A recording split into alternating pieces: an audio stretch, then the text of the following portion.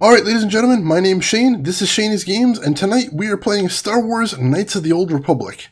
This isn't going to be our first time playing, so if you want to see how we got to where we are right now, look at my info below and you'll see a link to my YouTube where I archive all of my streams, not just this game, but every game I've ever played on stream. So if you're looking to watch a game be played start to finish, maybe something a little more unusual, something nostalgic, something weird and obscure, feel free to click over there. Check some stuff out, and maybe even hit subscribe over there if you're so inclined. But for tonight, let's get into the game. Don't welcome me into the stream or get unlucky in the game tonight. Zero, I will take my risks. For that, I think it's worth a risk. Zero, welcome into the stream. How are you doing tonight, buddy? Yeah, that felt good. I think that was the right course of action. Alright, so yeah, here's our last save as we just got into the base of the underground gang, the Hidden Becks, who we might be able to get their help against the far worse gangs that we have to deal with.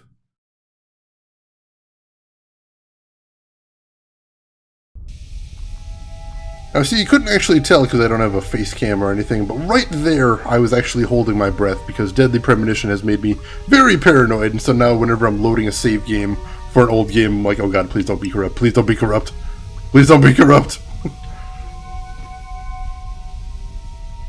Shira, of course. With the warning. Alright, so we just got into the Hidden Beck base before, we haven't been in here yet, so let's look around and see what we can find. Hold it right there. Who are you, and what is your business with Gadden? Calm down, Zerdra. Nobody's going to try anything here in the middle of our own base. It would be a suicide mission. You're too trusting, Gadden. Brejik and his Vulkars want you dead. Anyone we don't know is a potential threat, and it's my job to make sure you're safe. Do you want us to start attacking strangers on sight, Zerdra? Like the Vulkars do? I will never let it come to that. Now step aside and let them pass. As you wish. You can speak to Gadden if you want, but I've got my eye on you. You try anything and you'll be vaporized before you can say Vulkar spy. Well, these people are friendly already. I think I like them. We're gonna get along smashingly. Oops, no, that didn't work. Oh, right, I'm trying to use, I'm trying to use E to talk to him, and that's not the game where this works. Whoopsies! Good start to the stream. You'll have to forgive Zerdra. Ever since Brejik and the Vulkars began this war against us, she's been a little overzealous in her security duties. And the problems with the Sith haven't helped things. Zerdra seems to forget that I know how to look after myself. Now, how can I help you? What was she doing in the background? Looks like she had a coffin fit behind her. So you guys are in trouble with the Sith, I hear. A foreign army invades Taris, declares martial law, and locks down all travel to and from the planet? You damn well bet I have a problem with that. If the Sith ever moved in down here, all the Swoop gangs would unite against them. We'd use hit-and-run guerrilla tactics to pick them off. Their casualties would be enormous. Don't fool yourself. The Sith would never commit to that kind of operation. They'd probably do something much more grand and deadly. But so far, the Sith have stayed out of the Lower City, and our strength is wasted on this stupid gang war. I tried to explain this to Brejik, but he and his Vulkars won't listen. I need information about those Republic escape pods that crashed into the Undercity. The escape pods? You know, I heard the Sith have been asking around the Upper City about them as well. But you don't look like you're with the Sith. They might be spies, Gadden. They might be working for the Sith. Calm down, Zerdra. If the Sith thought we knew anything useful, they'd have a battalion of troops kicking down our door. No, I think this off-worlder has his own agenda. It's funny that everyone's always said, you don't look like a Sith, and she's the first person to go, wait, we're basing this on looks? Isn't that kind of stupid? So, point for her, but it's true, I'm not working for the Sith. I suppose I could tell you what I know. It's not like it could do any harm to me or my gang. But it might cause problems for the Vulkars, and that's okay in my book. The Vulkars stripped those pods clean within hours after they landed. It's too bad we didn't get there first, considering what my spies reported the Vulkars found. A female Republic officer named Bastila survived the crash. Oh shit. We Becks don't believe in intergalactic slavery, but the Vulkars aren't so picky. They took her prisoner. Bastila's a slave? What's gonna happen to her then? Normally, the Vulkars would take a captured slave and sell them for a nice profit to Davik, or an off-world slaver. But a Republic officer is no ordinary catch. I still think Bastila's just a Republic officer. That could work to our advantage. Maybe she'll even figure out a way to escape from the Vulcar base on her own. That'd be handy. She's too valuable to leave with the Vulcar scum at the base. Brejik's probably got your Republic friend hidden away somewhere safe until the big Swoop Race. You'll never find her. Alright, there's gotta be some way I can help her out. I'm afraid your friend has become a pawn in Brejik's game to take over the Lower City. He's offered her up as the Vulcar's share of the prize in the annual Swoop Gang race. By putting up such a valuable prize, Brejik hopes to win the loyalty of some of the smaller gangs. Their numbers will allow him to finally destroy me and my followers. So how do you propose we go about rescuing Bastila then? Well, we can't fight all the gangs. The only hope you have of rescuing Bastila is to somehow win the big season opener of the Swoop Race. Well, that seems like a contrived plot line. This seems like a 1950s TV show. The only way to win the heart of the girl is to win the big race. Oh, jeez. Is there any chance you can help me with this, Gadden? I might be able to help you with this, if you'd be willing to help us. We both have something to gain here, and much to lose. What are you proposing here? The Swoop Race is for the Lower City gangs only. I could sponsor you as a rider for the Hiddenbecks this year.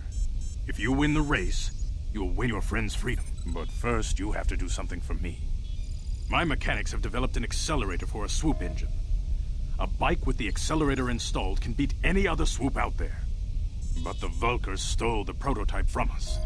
They plan to use it to guarantee a victory in this year's Swoop Race. I need you to break into their base and steal it back. How do you propose I get inside their heavily armed base? Getting into the Vulcar base won't be easy. The front doors are locked tight. But I know someone who might be able to get you in the back way. Mission Veo. Mission? Gadden, you can't be serious. She's just a kid. How is she supposed to help them with this? Mission's explored every step of every back alley in the Lower City. Plus, she knows the Undercity sewers better than anyone. If anyone can get inside the Vulcar base, it's her. Oh, good. Sewers. Yay. Alright, so I already ran into Mission before. Is she still going to be there? She and her Wookiee friend Zalbar are always looking to stir up a little excitement. They like to go exploring in the Undercity, despite the dangers. Your best bet is to look for her in the Undercity. But you'll need some way past the Sith guard post at the elevator. Ah, jeez. Why? She's in the Undercity full of rat ghouls. That's not exactly my idea of fun, but to each their own, I guess. I've actually got some Sith uniforms to I got past the Upper City guard, no problem. A simple disguise might have worked on the Upper City guard, but the security down here is much tougher. You'll need the proper papers to get past him. Luckily, my gang ambushed one of the Sith patrols headed down to the Undercity. They never made it, and their security papers fell into my hand. Nice. Since we're working together now, I suppose I could give them to you in exchange for your uniforms. With the security papers, you won't need a disguise anyway. But my sweet disguise, I like it. Alright, uniforms for papers then. Good choice. Thanks for the uniforms. You won't need them with these security papers anyway. Now, is there anything else I can do for you? Yeah, I got some questions for you while I'm here, may as well. Your time would probably be better spent going after the prototype swoop engine the Vulcars stole from us. But I'll answer your questions if I can. Is there something wrong with your eyes? Very tactful. Are you itching for a fight or something? How dare you? Oh, jeez. Kill you where you stand. Calm down, Zerdra. I'm not ashamed of what I've become. As you can see, I lost my eyes in a swoop racing crash. I rely on these artificial replacements to see now. But my blindness was not the worst consequence of my accident. My affliction was what eventually led to this war between my Becks and the Vulcars. Yeah, we already heard that story. So let's ask him something else. So how did this war start again? When I lost my sight in the swoop bike accident, everyone assumed I would step down as leader of the Hidden Becks and let Brejik, my most trusted follower, take over. But with my ocular implants, I can still see well enough to lead this gang, and I knew Brejik wasn't ready to take over yet. Unfortunately, Brejik didn't agree with me. In a rage, he left to join our arch-rivals, the Black Vulcars. A lot of the younger gang members followed him, and soon he and his followers had taken control of the Vulcar gang. But why on earth would he start a gang war? Brejik is a proud man. My decision was a public humiliation for him. Maybe if I had stepped down, this gang war could have been avoided. Don't fool yourself, Gadden. Brezhik wants to control the Lower City gangs. If you'd stepped down, he'd have led the Becks against the Vulkars. He wanted this war, one way or another. I know you're right, Zerdra. Brezhik won't rest until I am dead and the Becks are no more. But it's hard to accept the truth of his betrayal. Yeah, we were talking before last stream about how in some places you can see where this game is aging, and if you look at the, his coat right there, the character's clothes, especially ones that are close to the foreground, like he is on the left, you can see the low polys of the skin applied to him. I think that's the biggest place where the game shows off how much it's aged. It still looks good. I still like the faces are competent enough. Your time. Alright, what else? Anything else? Is there any way off this planet? Not while the Sith quarantine is in place. Even the fastest smuggler ships can't break the blockade of the fleet surrounding the planet without the proper launch codes. Any ship leaving the Taris atmosphere without the proper codes would be instantly disintegrated by blaster cannons, fired by the Sith fleet's automated targeting systems. Alright, yeah, that's pretty much what everyone else is saying. Feel free to come back anytime. We're not like those Vulkar savages. Strangers are welcome in the Beck base. Kind of odd to have a criminal base that has an open door policy, but whatever. Cool with that, I guess. Let's talk to his irritable Lieutenant Zedra. You can speak to Gadden if you want, but I've got my eye on you. That's all she's got to say. Brilliant, isn't she kind? Just working on art, Zero? What are you working on tonight? If you don't mind my asking. Something new, something old, coloring piece, just filling in an existing piece. Alright, so despite their open door policy, all of these doors appear to be locked. Ah, here we go. Well, I should return their hospitality by looting everything in here. I think that's only appropriate. Oh, hey, got their own little dance club. It's kind of sad. There's not really anyone in here, but good for them nonetheless. A lot of locked doors. It's very Silent Hill. Ooh, emotes! Zero! Very cool. Does that mean you're gonna have subscriber emotes pretty soon? I would be very excited about that. I do like your emotes, Zero. You got a good set last time I saw. Here we go. And another security door down here. I should probably be sicking What? partner on here, seeing if he can. Ah, he can pick the locks. Damn. Possibly. No, impossible, it says. What? I might not actually be able to have him pick any of the locks, but I'll check. High res, yes! I would definitely enjoy having one of those, Zero. Please keep me posted on your progress. Alright, I'm going to try this door over here that says control room. Ready? See if I can hack in there. I don't even have any good reason to be in here. I just like breaking and entering. Damn. Nope. Alright, so those are probably storyline shut doors. Is the impression I'm getting. So we'll come back to those later. See what we can find. For now, we've got our mission. Which is, our mission is to find mission. Oh ho ho, it is a pun. Kind of. I do what I can. Alright, so let's save real quick. First save in the night. And we'll save over this. So like before, I'm rotating between 5 saves. Just to make sure I've got some options in case I run into any more bugs. Oh geez, another black Vulkar. Wonderful! Let's flurry the shit out of him then. Hey buddy! Oh, there's 3 of them. That's not good. Probably would have grenaded them from a distance if I would have saw there was that many, but no, all I saw was the one around the corner. Unfortunately, I got that one. Got him. There, sweet, we're good. And it looks like we've got some more black Vulkars up here. You guys are behind with your payments. What do you think just because you're in some gang, you don't have to give Davik his cut? I don't see Davik doing anything for his share. We do all the work. Davik claims he's part of the exchange, so let's see him prove it. Oh, that's a bad thing to ask. Yeah, let's see the big crime lord come and get his money from the Black Vulkars. Ah, so you want to play this the hard way. Okay. What was that? Oh, yeah, I brought friends. Oh, hey, Candaris. We didn't know you were working for Davik for now. I knew you boys would see reason. Ah, damn, I skipped a line of dialogue. I was looking forward to cracking some heads. Maybe next time, Candaris. I better get this over to Davik. I'll call you if anyone else gets behind on their payments. Alright, so whoever that guy is, he's a big enough badass that he's scared off those Black Vulkars who was ready to rumble with a major crime boss. Candaris Vulkars Ordo. are dumber than a Coruscant granite slug. They actually think being in that pathetic little gang of theirs makes them important. Gadon keeps his hidden Becks in line, but Brezhik's getting dreams of grandeur.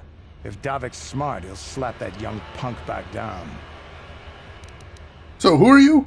I'm someone you don't want to get on the bad side of. And I'm not one for small talk. I don't have time to stick around here anyway. Davik's got me working on a special assignment. Alright, no worries. Nice to meet you. And those it says leads to the Lower City apartments. There must be different Lower City apartments because we've already been in the Lower City apartments. But it looks like, not Max Girth, but Carth has a level. Sweet, let's see what he's got here. Level up. Skills. Alright, what does he focus on? Treat injury, awareness, repair, and security. So, oh, he only gets 1 point. Well, let's put that in awareness so he can help us spot hidden enemies if that comes up. He gets a feat, though. So he's already got an improved 2-weapon fighting. Badass. That explains why he's got the 2 blasters. He's got power attack and power blast. Weapon specialization blaster. That explains why he's using blasters all the time. So those are a lot of good feats right off the bat. Let's see, what does the game recommend? Rapid shot? Yeah, I like the sound of that. Let's give him rapid shot. Allows the character to make an extra ranged weapon attack during the round. Characters suffer -4 to defense while using this feat for 3 seconds afterwards. They also suffer -4 penalty to all attacks that round, so decreases accuracy in order to let them attack more often. I'll take that for now. And accept. Cool. Yes? So let's check out the Lower City apartments then. Apartments are always good for some loot. I mean meeting new people. That's what I meant.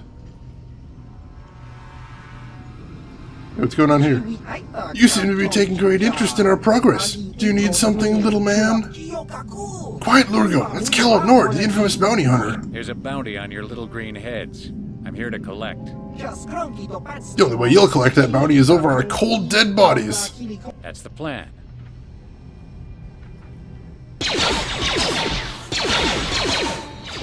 Well, that didn't last long. Hey, Callow. See you, Callow.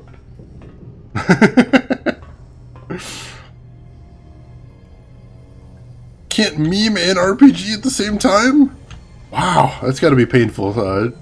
Smile. Hope you're working on that. Hey there, Drav. Welcome into the stream. How are you doing this evening? Oops, we got more Black Vulkars. See how many we got this time before we charge in. Just 2.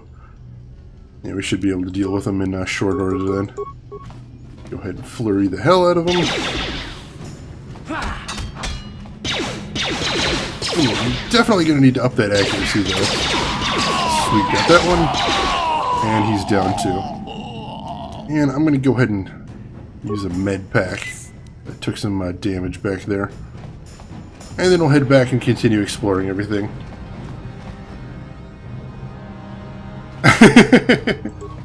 Sounds like it'd be healthy. Ooh, shoot. And we got another Vulkar gang boss. Ooh, he sounds dangerous. Let's take out the weaker one first.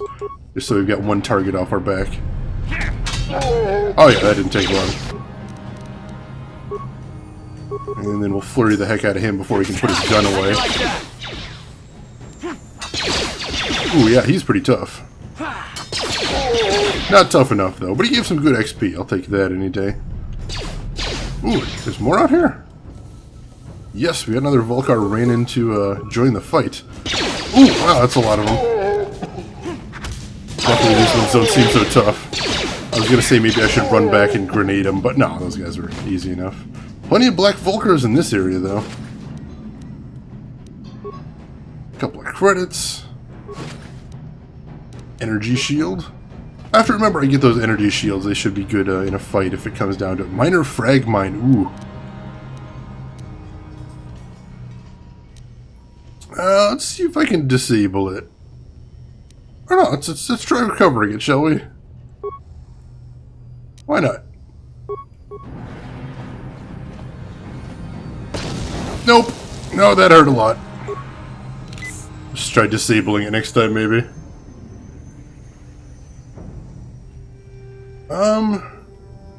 Schools 93, welcome into the stream. I am playing at the standard default difficulty, I believe. I don't remember changing the difficulty when I came in. I usually play the games on stream at normal difficulty because I'm not spectacular at video games. But this is my first time playing through, so I didn't want to get too crazy. How about you? You ever played the game before? Ooh, armor reinforcement. That must be a upgrade item for that armor I got before. Sounds cool. I have to try that out next time I get back to the crafting bench. Or I should actually be able to teleport back to the crafting bench if I wanted to. I'll maybe consider that in a bit. Alright, what do we got up ahead? Oh, some more loot from those corpses.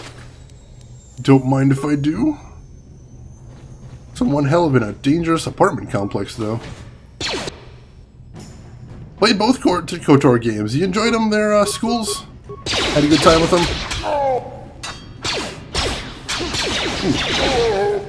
There's that one down.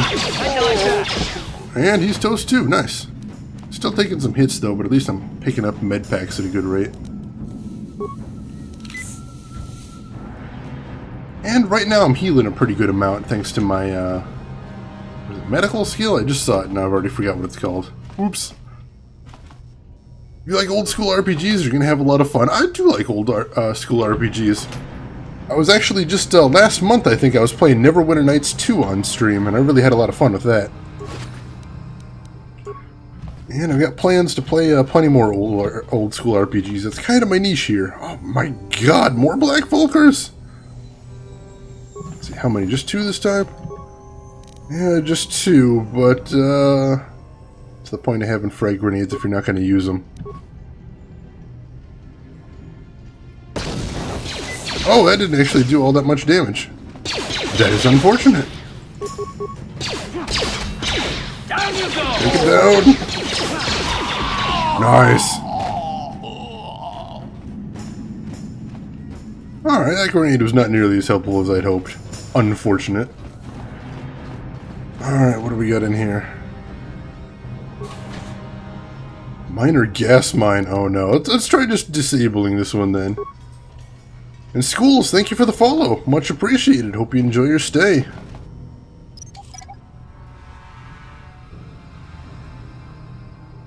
Sweet. Disable successful.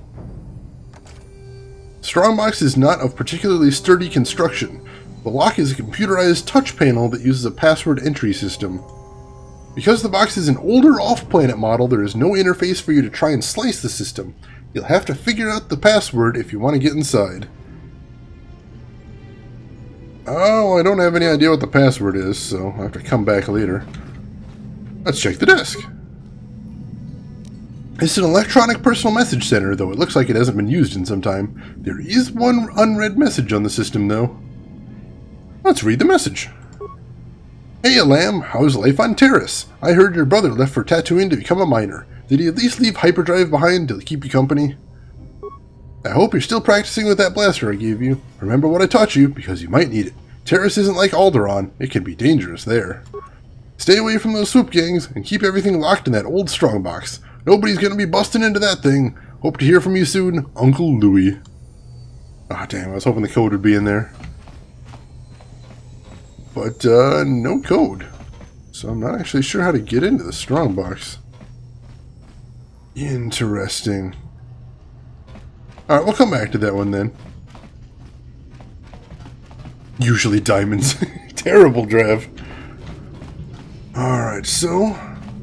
got a locked door up here. We can use our companion. Oh, no spoilers in backseat in schools. I'm trying to work through it myself. I get my rules listed in the info below if you want to check them out. On it. Alright. It's open.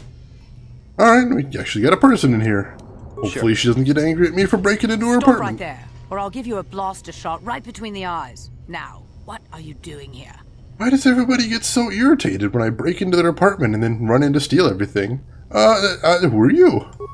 No, I'm the one with the blaster pointed at you. I get to ask the questions. What are you doing here?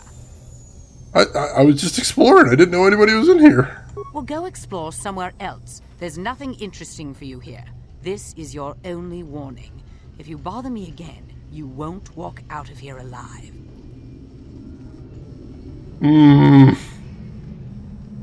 I'll take a walk. No worries.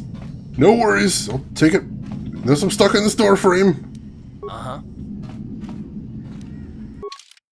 Might have been stuck in the door frame there. Yes? I'm still stuck on the door frame? I'm still stuck on the door frame. I'm trying to walk away here, lady. What? Trying to do it. Alright, cool. He's unstuck.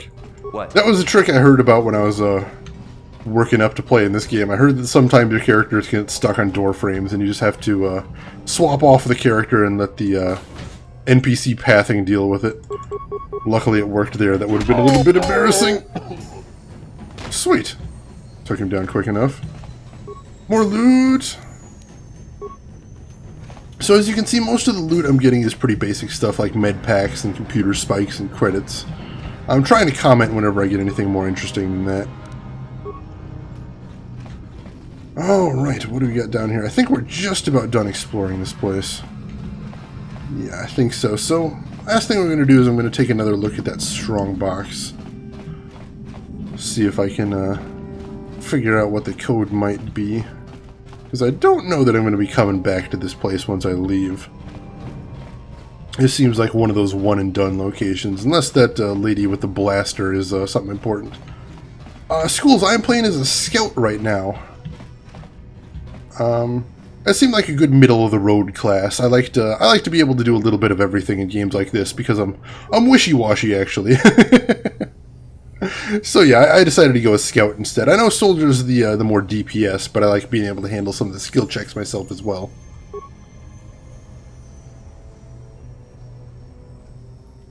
Alright, let's see. Heard your brother left for Tatooine to become a miner. Did he at least leave hyperdrive behind to keep you company?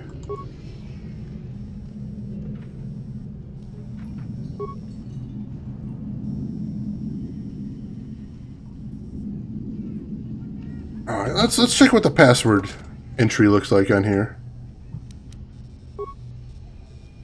The strongbox is properly elenmatic. Unauthorized access not permitted. Oh, alright, it's a quiz? Oh, I thought it was an actual, like, password.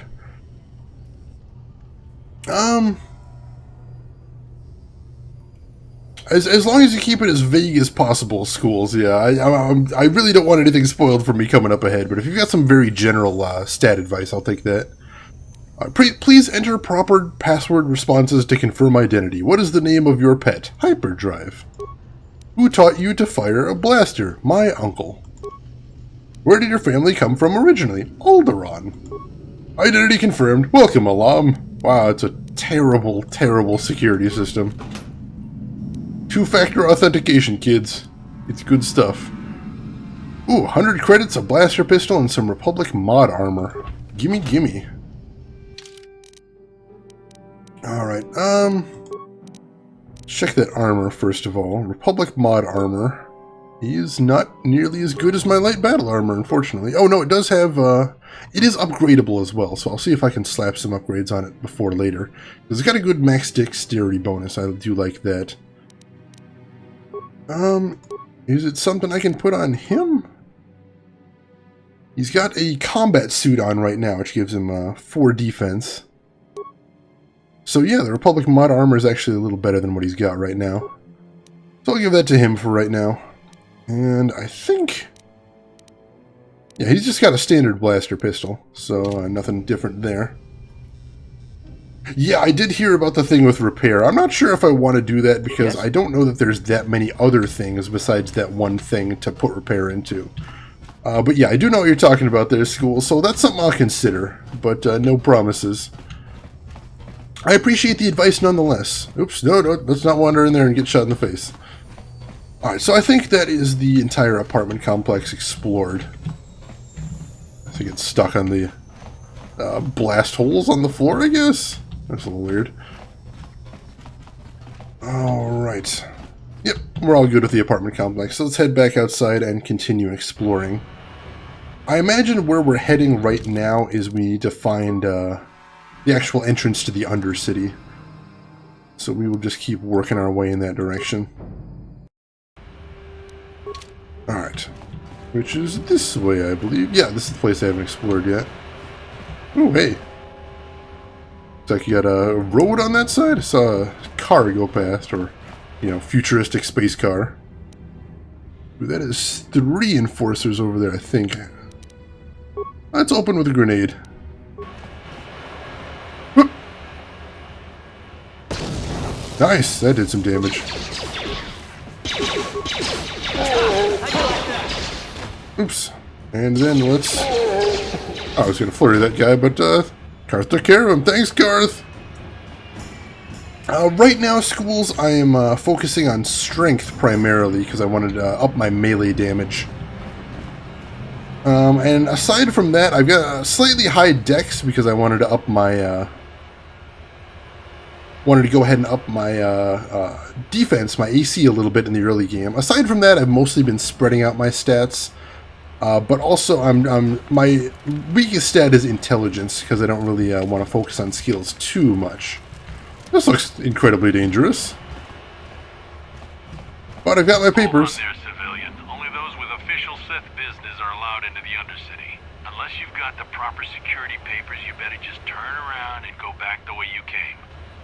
I've got my security papers right here, actually. Let me see. Yeah, these look to be in order. Okay, you can go down if you want. Can't say I envy you, though. The Undercity is crawling with mutants. Rat ghouls, they call them. If you see anything moving down there, shoot first and ask questions later. From watching Shane when he plays games for the first time, he ends up on the most epic situations because of his playstyle, so it's great to watch him suffer, actually. Exactly, Zero. That's completely intentionally what I'm going for, not just unintentionally. No, that's totally what I'm going for. Don't even start to talk about it. I already did. Shane always spreads stuff in a weird way. True, I am not an optimizer. I am not a min-maxer either. Which I am just fine with. You know, certainly I know I'd be able to get more damage and more health and stuff if I min-maxed, but, you know, I feel like if I had all my decisions made for me like that, it wouldn't be as fun. Upworlder! Anyone using this elevator has to pay the toll. What the hell? Yeah, this is our elevator. If you use it, you gotta give us something. I don't believe this planet. Even the beggars are trying to shake us down. 5 credits! That's what it costs to use our elevator. 5 credits! Spread stuff in a weird way. How does Shane spread peanut butter on bread with a fork? Actually, an elaborate arrangement of toothpicks, Zero. It's very complicated and takes a couple hours, but man, do you get a smooth spread, let me tell you. Who the hell are you guys? What are you doing in the Undercity? We are the outcasts, banished and reviled by those who dwell above. Here in the filth and darkness, we claw out a wretched existence, scavenging and begging just to survive long enough to see another wretched day. This is our village. We live here in the Undercity. You have to pay us 5 credits for using our elevator. Wow. These guys, I think those guys had that speech prepared. That seemed like a prepared speech. No, okay, here's 5 credits. Credits, my brother! We have credits. Now we can buy food and medicine. Hush, or the others will hear us. They'll want our credits. We have to hide them. Go on, you two. Get out of here. I'm sorry about that. Those 2 beggars give everyone in the village a bad name. We aren't all like that, you know. Most of us are good people. I'm sure you are, miss. It's just too bad your little welcoming committee is here to give people a bad first impression. I always wondered if those guys didn't see the weapons I carried. Well, I suppose if they're hungry enough or need medicine enough, they might be desperate enough to just try and shake us down anyway if they got nothing to lose. Which is kind of sad if you think about it. My name is Max Girth. Who are you? My name is Shalina. You're from the Upworld, aren't you? I've never seen it. I was born here in the Undercity. Is it as nice as they say up there? It's nothing special. Not to you, I suppose, but you're probably used to its beauty by now. I've never been to the surface, but sometimes I think I can see it in my dreams. The sun, the sky, the stars. It all sounds so wonderful. Gendar, the leader of our village, tells me I should spend more time trying to improve things down here and less time dreaming about something I can never have. Maybe he's right. You probably think I'm a fool, having dreams of a place I've never even seen. But when I was little, Rukil used to tell me stories of what it was like up there. Stupid, Drav. Heck no, that is a mighty warrior's name. The name of a champion of all peoples, of all worlds. Max Girth. So who's this Rukil person you're talking about? Rukil's the oldest man in the village. The kids call him Rukil Wrinkleskin, but he's a kind man. He used to tell me the greatest stories when I was a little girl. I still like to listen to his tales about the Promised Land, even though I know they're just legends, but it helps to make the Undercity seem less dark somehow. Machine Max Girth Stevenson. I'd say that's probably my character's full name, but there's got to be at least another half dozen names in there for it to be a proper, full epic name. So what's this about the Promised Land? It's just a story to make little children smile. Rukil believes in it, though. Sometimes I can almost believe it myself, but then I look around and see the ugly truth. I guess we have to make the best of what we have, though. If you really want to learn more about the Promised Land, you should speak to Rukil. I mean, it's a fantasy game, so all legends are inevitably true, so I'm sure there is a Promised Land somewhere, so yeah, where can I find Rukil? He's wandering around somewhere on the south side of the village. He doesn't move too far. He's hard on his bones. He's over 100 years old. Jeez. The children laugh at him, and people think he's crazy because of his stories about the Promised Land, but he's really just a kind old man. Alright, Shira, thank you again for stopping by, and thank you once again for the, host. I really appreciate that. And go ahead and have fun at that birthday party. I hope you enjoy it, and I'll see you around. Extraordinary stream schedule. What do you like about it, Schools? Right now in the US, it is 4:30 in the morning for me right now, Schools. So it's a little early. Let's see, let me ask you some more questions. You'd probably get more information from Gendar, the village leader, or maybe Rukil, but I'll tell you whatever I can. Also an acceptable answer. Yes, hammer time is 100% correct. I would take that too. One of the things I liked in KOTOR on the... let's see it. Oh, you're talking about the MMO, Star Wars: The Old Republic, right, Jirav? Is that the one I'm thinking of? And it's got some references to this game. I had heard that. I'm actually very curious about that game as well. I'd considered maybe after I beat this game and KOTOR 2, maybe someday in the future, I might want to check out the MMO just for the storyline stuff as well. That could be interesting. I don't really know much about it, but, you know, we'll cross that bridge if we get to it. If you've played it, Drev, or anybody else on stream, if you've played the Star Wars Old Republic MMO, did you actually find it fun to play? Did you like the story in there? And as for in-game, where can I find Gendar? He'll be somewhere in the village. I couldn't say where for sure.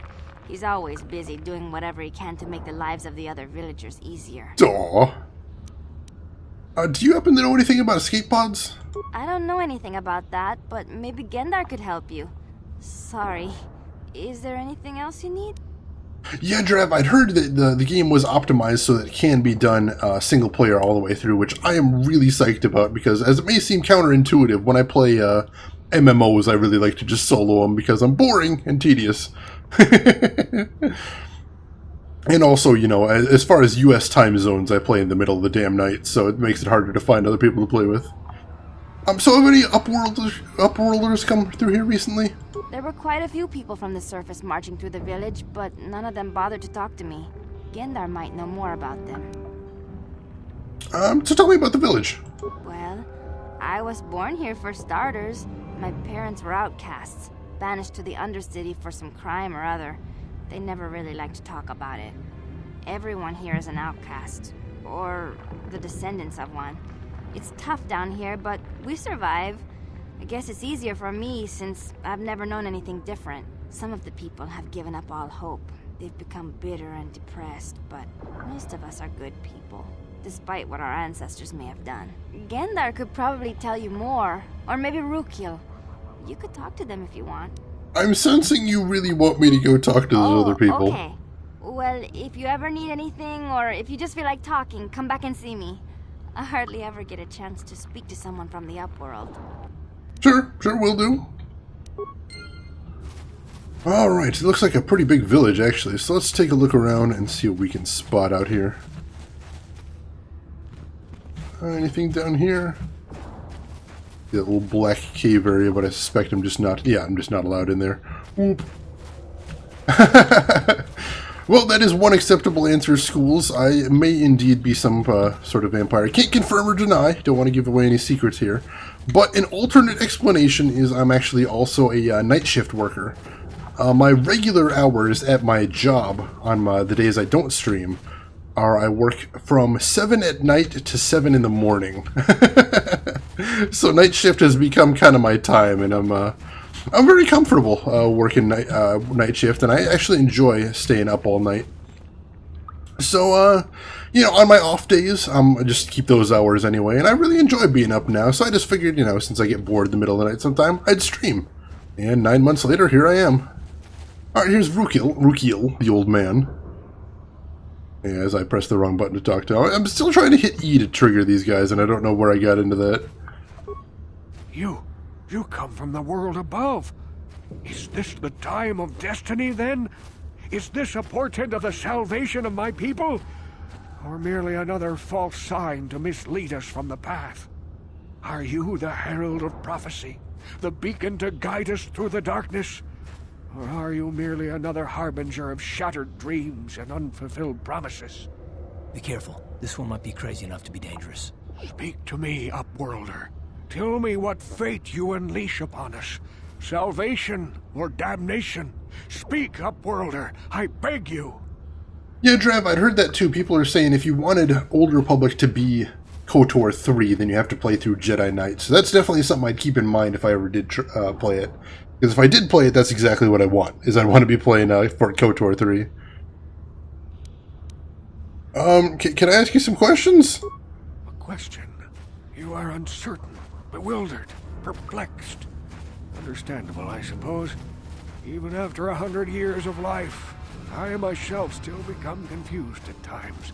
Yeah, I can tell. Perhaps I can make things more clear. Some things, at least. My name is Rukil, the oldest outcast here in the village. Rukil Wrinkleskin, the children call me sometimes. I'm Max Carth. Nice to meet you. What you want? Once I was honored for my wisdom, but over time the villagers fell away from the true path. Eventually there was only a single apprentice who followed me, and now she is gone too. I'm not sure I understand. What do you mean by true path? No, not yet. I must be wary. Careful. You may be a false savior, Dare I share my secrets with you? No. Not until you prove yourself. Oh, jeez, this guy runs hot and cold. And Drav, if that's suffering, then if your idea of suffering is I have to play through the Old Republic, I think that's some suffering I can deal with. I'm happy with that. Alright, so let me ask you, crazy old man, how exactly do you want me to prove myself to you? My apprentice is lost. I sent her out into the Undercity to find... well, I cannot tell you. Not yet. Sadly, my apprentice has not returned. Please, Upworlder, will you help an old man? Will you seek out my apprentice in the Undercity? Her name is Malia. I must know of her fate, whatever it may be. I must know what she found. Sure, I'll keep an eye out for her, no worries. Finding her may be difficult. Malia could be anywhere in the Undercity. But if you will find her, I will know you to be our true savior. Only then can I reveal my secret knowledge to you. Alright, I'll stop back if I find anything. I wish you luck, Upworlder. Come speak to me again once you have discovered the fate of my apprentice. Alright, side quest. Never gonna say no to a nice side quest. Let's see. So now we're heading this way. Still have to find the village elder. And see if there's any other goodies. It would be actually a little silly if there was things I could loot in the village of the poor people. Not sure why it would just be sitting around there, but who knows. True Savior, he's got a bit of a Mad Max vibe. Mad Max? Max Girth? Oh my gosh. Trav, you figured out, you've stumbled upon something incredible. The true secrets of the stream coming out right now. Hey, you ain't from the village. You're from the Upworld, ain't you? Yes, you've got credits, I bet. Watch yourself. There's something slimy about this guy. I wouldn't trust him as far as I could throw him. My name's Saigir. I run a little salvage shop here. You want to buy something from my store? I got some good deals. How do you manage to run a store in the Undercity? If a villager comes across any useful salvage in the Undercity, they bring it to me. Every so often, members from the Lower City gangs come down to trade for the salvage. They'll exchange food and medicine for engine parts, old blasters, and the like. Sometimes they even give me credits if I have some really good stuff. Mad Max Batgirth. There's another good candidate for the full name right there. And yeah, the voice acting, he is so completely over the top with his Gollum-y voice right there. It's very much old voice acting where the director is just like, just go. Let me ask you some questions while you're here. Oh, you better ask Gendar. He's the spokesman for the village. I just run the store. I don't want to make him mad by answering any questions. Gendar already doesn't like me. Yeah, I can't understand why. But, I'll ask anyway. Why does Gendar like you? Gendar seems to think I should share the profits of my store with the whole village. He figures we're all in this together, so it should be share and share alike. But I'm the one who runs the store. I'm the one who makes the deals. The others just bring me salvage to trade with the Upworlders. Why should they get anything? Wait, are you asking why your suppliers should get paid? That actually seems pretty obvious to me. And that is a pretty selfish attitude, though. Hey! You don't know what it's like down here! I have to claw and scrape to survive! Nobody else will look out for me! But Gendar doesn't agree with my philosophy. He caught me hoarding supplies a while back. I figured I'd wait until food was scarce and then I could offer it to people who'd follow me instead of Gendar. Then I'd be the leader. But Gendar made me share my hoard. Ever since then, he hasn't trusted me. He keeps me around because of my store, though. Without it, this village wouldn't stand a chance. Wow, you're kind of a piece of shit. But let me see your inventory.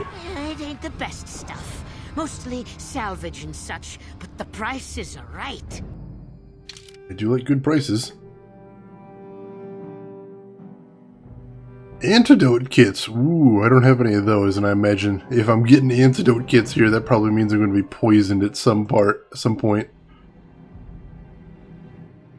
Ooh, that heavy pistol might be better than some of Carth's existing pistol, so I'm going to look into that.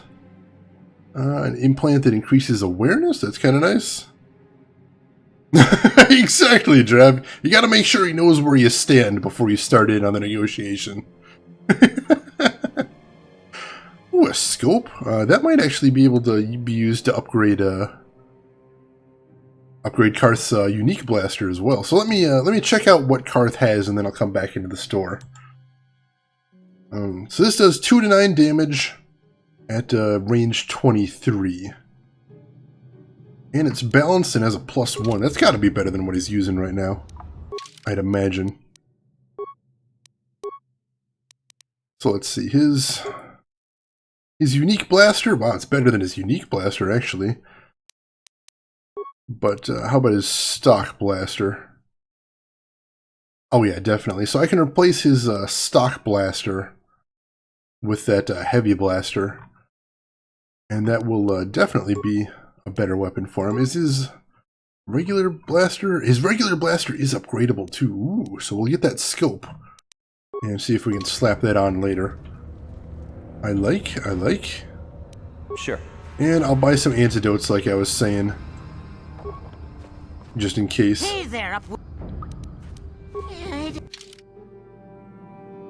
Alright, so we'll buy some antidote kits first. Good deal. And then the Arcanian heavy pistol. Ooh, wow, no, that's really expensive. I didn't even realize how expensive that was. That'll pretty much wipe me out. See if I can sell anything. I still got a bunch of clothing, but that doesn't actually have any value. Still nothing really to do with it since it has no value. Let's see, I'll sell one of the combats. Wow, there's like no resale value to these things. That is unfortunate. Yeah, look at this, 6 credits. That's not really going to help me with my credit problem here. Sell the Volcar shock sticks. Sell one of the blaster pistols. Oh, I actually already have a heavy blaster. Didn't realize that. I'll sell a couple of these blaster rifles.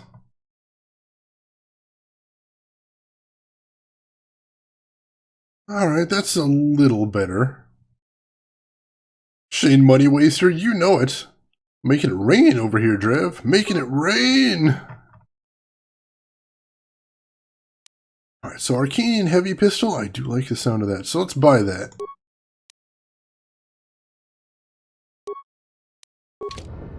And then let's go ahead and equip him with that.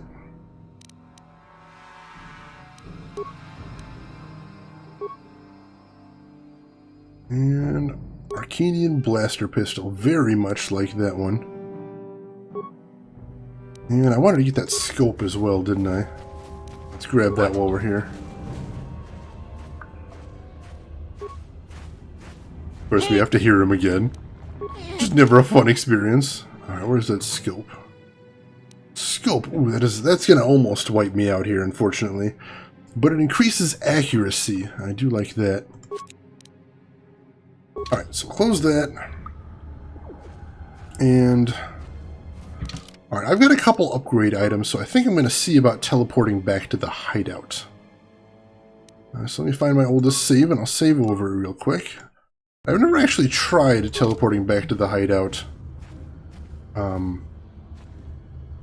When I actually needed to, so hopefully I don't mess it up. Return to hideout.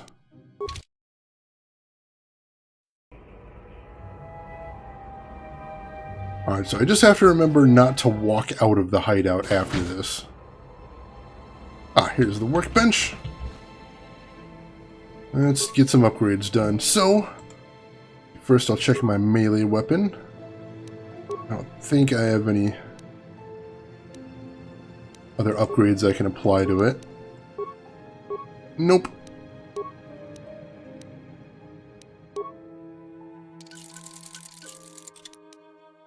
Alright, what else have I got? His ranged weapon, let's upgrade that. Carth's blaster.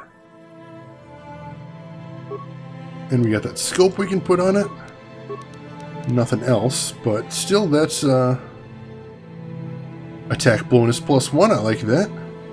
I am more the scavenging type, I deal with what I loot. I usually do too, Drav, except I haven't been finding too much good stuff from scavenging, so I'm trying to sell some of the scavenge and just buy some stuff where I can. And then armor. I've scavenged some stuff for armor I've found, like this Akani fiber armor. So let's see if I can upgrade that a little bit. Ooh, defense 7, max dexterity 5. I like the sound of that. Alright, so that'll be my new armor right there, the Akani fiber armor. So let's go ahead and re-equip. Alright, so I'm still using the prototype vibro blade that I enhanced. So right now my armor is 7 defense, 2 dexterity bonus, but this is 7 defense, 5 dexterity bonus. So it's not going to be a big change immediately, but it's going to be better in the long run. And then I don't think I have anything new to give him. But I think... Ah, yeah, I'll give him my old light battle armor. That'll make him a little tougher. And so he's got his upgraded blaster and the Arcanian heavy pistol. Good deal. Alright, so I think that's all I need to do here. So let's try this now. Transit back. Maybe I have to do it outside the hideout? Give it a shot.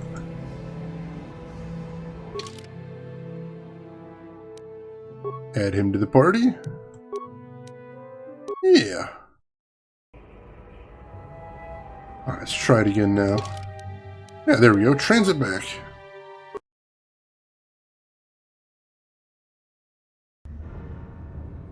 Sweet, that was easy enough.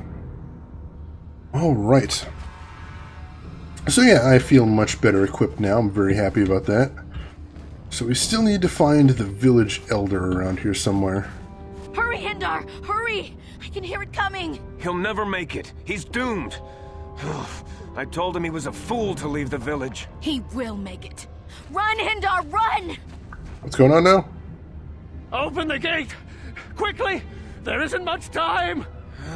I can't! The Rakghouls are too close! The mutants will kill him if you don't open the gate! And if I open the gate, they'll kill us all! No! You can't do this! It isn't fair! Oh, Please, shoot. make him open the gate! Hindar will die if he doesn't! I can't open the gate. Not while the Rakghouls are so near. Open the gate. I will kill the Rakghouls. You'd risk your life for a stranger? You're brave, Upworlder. I'll open the gate for you, but you gotta be quick. In a few seconds, I must close and lock it again. Alright, do what you gotta. Rakghoul. Let's see how Rakghouls like flurries. Ooh, he's pretty tough. Ooh. And I got poisoned, that's not good. But I did it! Thank you for saving Hindar. You are braver than I, Upworlder. Maybe we outcasts have lived too long in selfish fear. You have. Perhaps we can learn a lesson from your brave actions. You could. But enough of my ramblings. Is there something you need, Upworlder? So who the hell are you? I'm Trellin, from the Outcast Village. It's my job to guard the gates, and see they are locked to protect us from the Rakghouls. Let me ask you some questions while I got you. I just guard the gates. Gendar's the leader of the village, Upworlder. You should speak to him if you have any questions. Goodbye, Upworlder. Alright, let's talk to everybody else here then. Hester. I can't thank you enough for saving me, Upworlder. If I had anything but these rags on my back, it would be yours. But we have nothing. I still have you, Hindar. That's all I need. Let's go back to the village. Light side points gained. Alright, so I imagine I'm probably going to have to go out there in a bit, but I didn't find the village leader yet, so let me take another look for him. Hopefully I didn't miss him somewhere. I think I already made a circuit of the village, though. I didn't see him anywhere. I suppose it's possible he's in a different area. Maybe is... I don't think I can actually enter any of these doors, can I? No, I can't.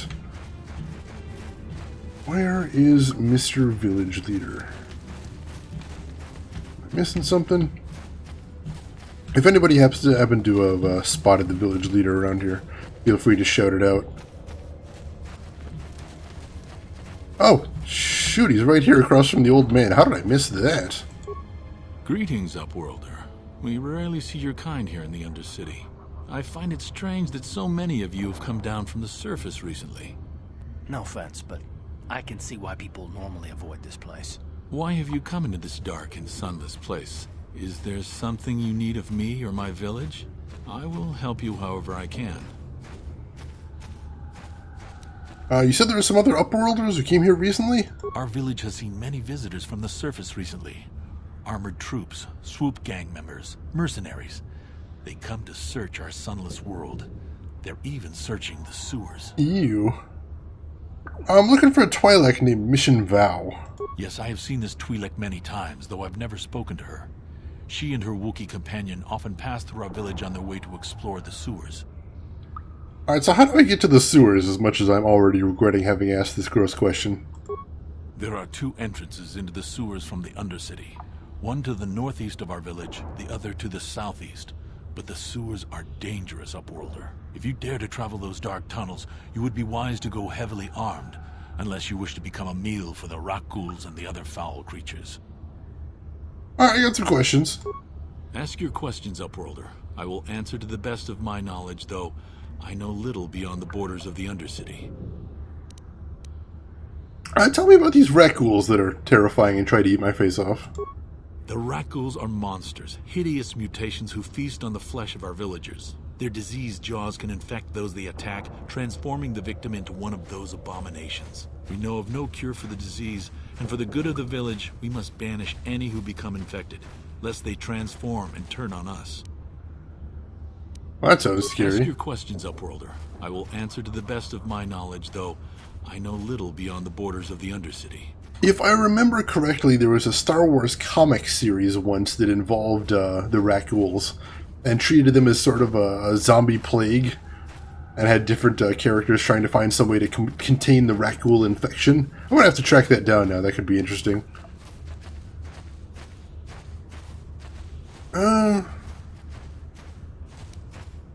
Yeah, I think that's about everything I need to know from him. As you wish, Upworlder. Should you have need of anything else, come speak to me. I represent the entire village, and I will do my best to help you however I can. Alright, so I think we're good here. So it is time to head to the sewers, as any good gamer eventually must in pretty much any game. Oh, no, one thing I want to do before we leave is I saw a healer over here. I want to see if maybe the healer can help me out before I leave. Get me back up to full health, maybe? Maybe? Wait, Upworlder. You can't go through this gate. There is too much danger and suffering beyond. For your own sake, turn back. I'm sorry, who are you? I am Isala, healer of this village. I use my knowledge and what little resources we have to care for the outcasts who are sick or injured. But despite my medical training, there is nothing I can do to help the poor souls locked on the other side of this gate. I'm sorry, what? The villagers infected with the Rutghoul disease are quarantined beyond this gate. It's only a matter of time until they transform into horrible creatures that would destroy us all. So you just lock them away in a cage? For the sake of the village, we have to keep the infected ones locked away. And when they finally do transform into Rutghouls, we'll let them destroy each other. There gotta be something else you can do for these people. Nothing can be done for the infected villagers. Even the serum to counteract the Rutghoul disease wouldn't be any use now. Nobody would be foolish enough to risk going into the pens to give them the cure. The infected ones could transform into Rutghouls and attack them at any moment. I need to go through those gates to try and help the infected ones. I can't stop you from going through the gates, Upworlder, but if the infected ones have already transformed into Rutghouls, you'll be walking into your grave. Of course, I don't actually have the Rutghoul cure yet, but let's see what the journal has to say about that one. Rutghoul serum. No, that's not it.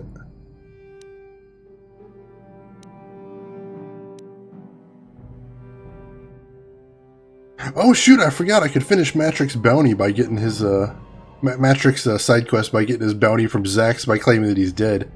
Oops.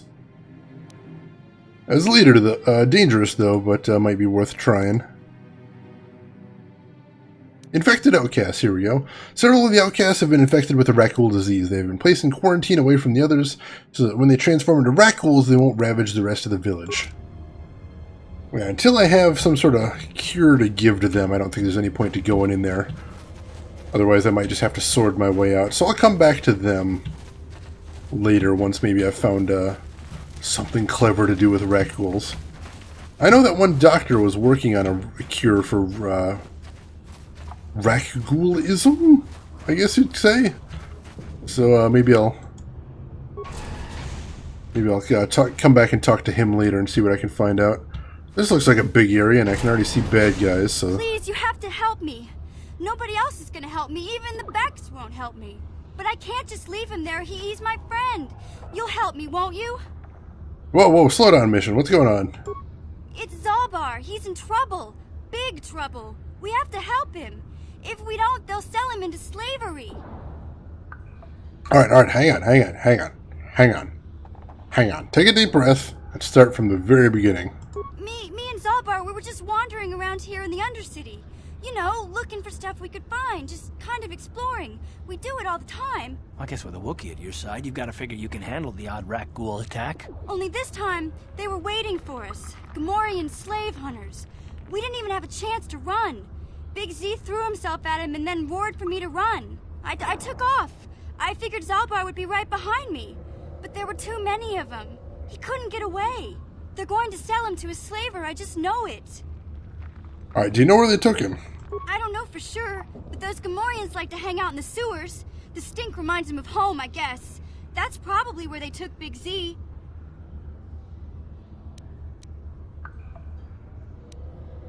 Alright, you wait here. I'll be back when I get Zalbar. No way. I'm the one that got Zalbar into this mess, so I'm coming with you. I'm not going to abandon him again. So, wait, how about you, why don't you get your giant gang to help you with this? I can't ask Gadden. He's always telling me not to go into the Undercity. He says it's too dangerous with the rat ghouls and Gamorreans and all. He'll never send his Becks down there. Boy Scouts always waste time talking. That's me, Drav, to a T. Alright, if I help Zalbar back, can you help me get inside the Volcar base? It's a deal. As soon as we get Big Z back, I'll show you a way into that Volcar base. Now come on! We have to find Zalbar before they sell him to slavers, or worse. Do you know where he's being kept? The Gamorreans make their camps in the sewers. I bet that's where we'll find Zalbar. And that's where I'll show you the secret entrance into the Volcar compound. Mission has joined your party. Sweet! And I just leveled up from that. Nice! And she is a level 3 scoundrel, so I've got a well-rounded party. I'm a scout, he's a soldier, she's a scoundrel. Brilliant, I like it. And she just got a level 2. Alright, so let's go ahead and deal with those level ups first thing. So I'll take care of my level up first. First is skills, and I'm going to put some points into persuade, because I really like that. And then, let's see, what else do I want to put things into? Oh, let's do one into computer use. I like that. Okay. Feats. Ooh, I get a new feat. Alright, let's see. Can I get improved flurry? This is prerequisites level 4. I don't remember if I'm 3 or 4 right now. It looks like I can, and that would be kind of nice. So regular flurry is -4 to defense while using it, and -4 to attacks. Improved flurry is -2 and -2, so that's pretty fantastic. And I could also get improved dueling, which gives me +2 to attack and +2 to defense when using ranged and melee weapons. Ooh, both of those are really tempting. I think... Ooh. I think I'm going to go ahead and grab Improved Dueling for right now, since even when I'm not using Flurry, that continues to apply. So I think that's going to be the superior feat to get here. I'll take one more check and see if there's anything else I could get. But I think it really comes down to those two. Do I want Improved Flurry or Improved Dueling? And I'm really thinking Improved Dueling would be good. Exact same bonus, so it doesn't matter what you take first? Yeah, that's what I was thinking. Alright, Improved Dueling it is then. Still missed add feat. There we go. Alright, hopefully that'll improve my hit rate when I'm using Flurry too, which will be a big deal. Alright, so I am good. Good deal. And then, see, Mission is level 3 Scoundrel, so she's going to need a level up as well. What level am I? I'm level 5? Alright, good to know. Alright, so attributes. She gets an extra attribute point. Where does the game recommend it go? Dexterity? Yeah, for a Scoundrel, I imagine that's probably a good thing. Skills. Let's see what the game recommends. Demolition, Stealth, Awareness, and Security. All good things for a Scoundrel. I like those. Oops. Oh, it didn't actually spend all the skills. Oh, that's... Probably didn't spend them because it can't actually increase her class skills anymore. So I'd have to spend one in a cross-class skill if I wanted to do that. And that's not a terrible idea, actually.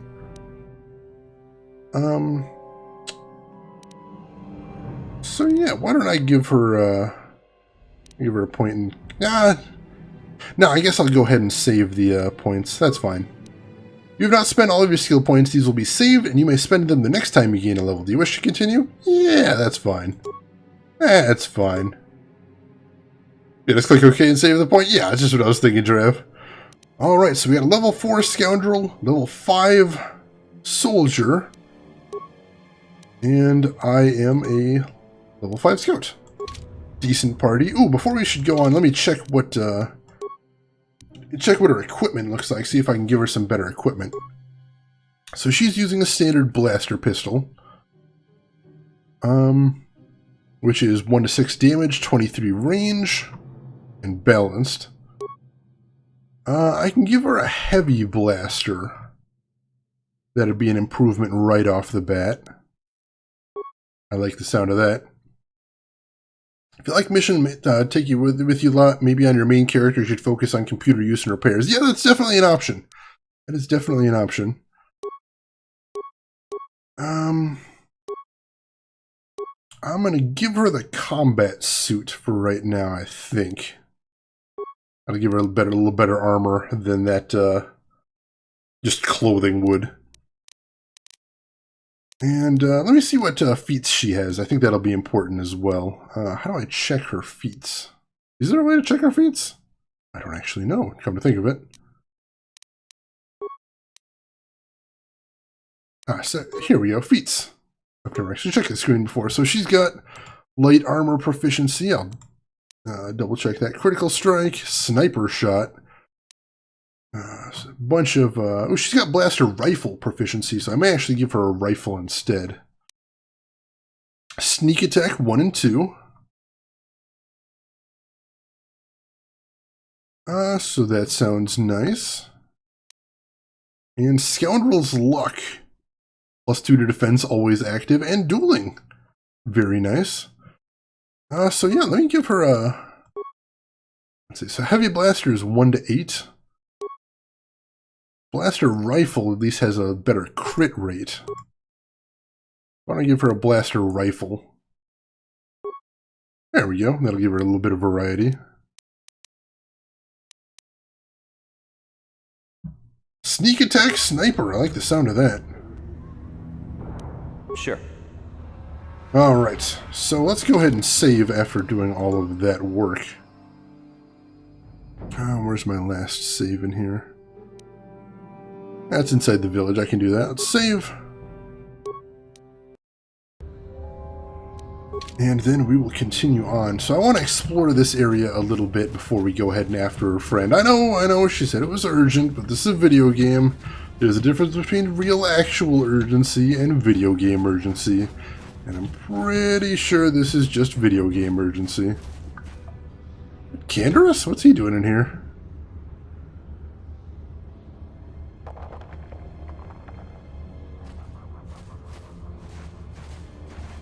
Hey guys. What's up? Don't move. I'm not afraid to use this blaster if I have to. Settle down, kid. We've already lost enough men to those damn rat ghouls. The last thing we need now is more casualties from a needless firefight. By the looks of you, I'd say you're down here for the same reason we are. To salvage something from those downed Republic space pods. Let me give you some advice. Forget about it. Do yourself a favor and just head back from where you came. Why? Is there some danger down here? This isn't a good place to stand around chatting. The Undercity is crawling with rat ghouls. I've already lost a half a dozen men to those monsters. Canderous, I heard something. Over there in the shadows. Sounded like a rat ghoul. Oh, jeez. Oh, that's a lot of them, too. Looks like we've got company. Get those blasters ready, boys. Alright, let's see how my new and improved flurry works, shall we?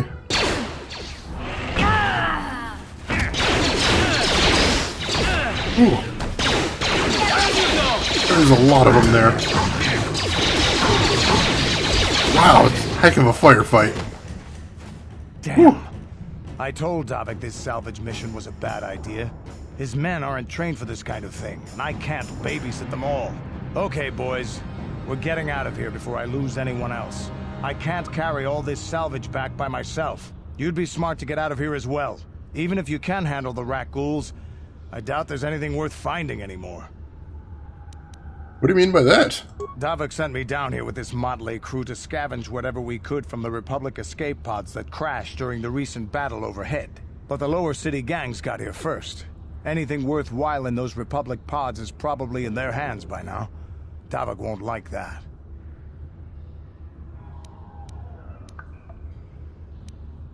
Oh, what can you tell me about Davik? What are you, an off-worlder? Everyone knows Davik. He's a member of the Exchange. You know, the interstellar crime syndicate. Smuggling, gambling, extortion. Davik controls it all here on Taris. That's why I'm working for him. But lately, the Lower City gangs have been giving my boss some trouble. What do you know about them? This isn't really the best place to have these kinds of conversations. But I guess I could spare a couple of seconds for you. After all, you did help us out with those rat ghouls. The Lower City is overrun with gangs. But the two most important ones are the Hidden Becks and the Black Vulkars. Used to be the Becks were the big dog and kept the others in line. But lately the Black Vulkars are moving in on Beck turf and challenging them for control. The Vulkars are even starting to defy Davik. Take these escape pods, for example. Everyone knew Davik would want first crack at them. But I know for a fact those damn Vulkars have already sent their own salvage party down here. So I might have to kick some of them their ass too. Which is okay, I was going to have to get around to that anyway. Come on, boys, let's move out. Alright, do rat ghouls drop loot? Doesn't look like it. Oh well, I can see some more rat ghouls over this way, so let's go ahead and deal with them. Since I imagine we're going to sooner or later. Charge! Look at this. 3 of them, I only saw 2.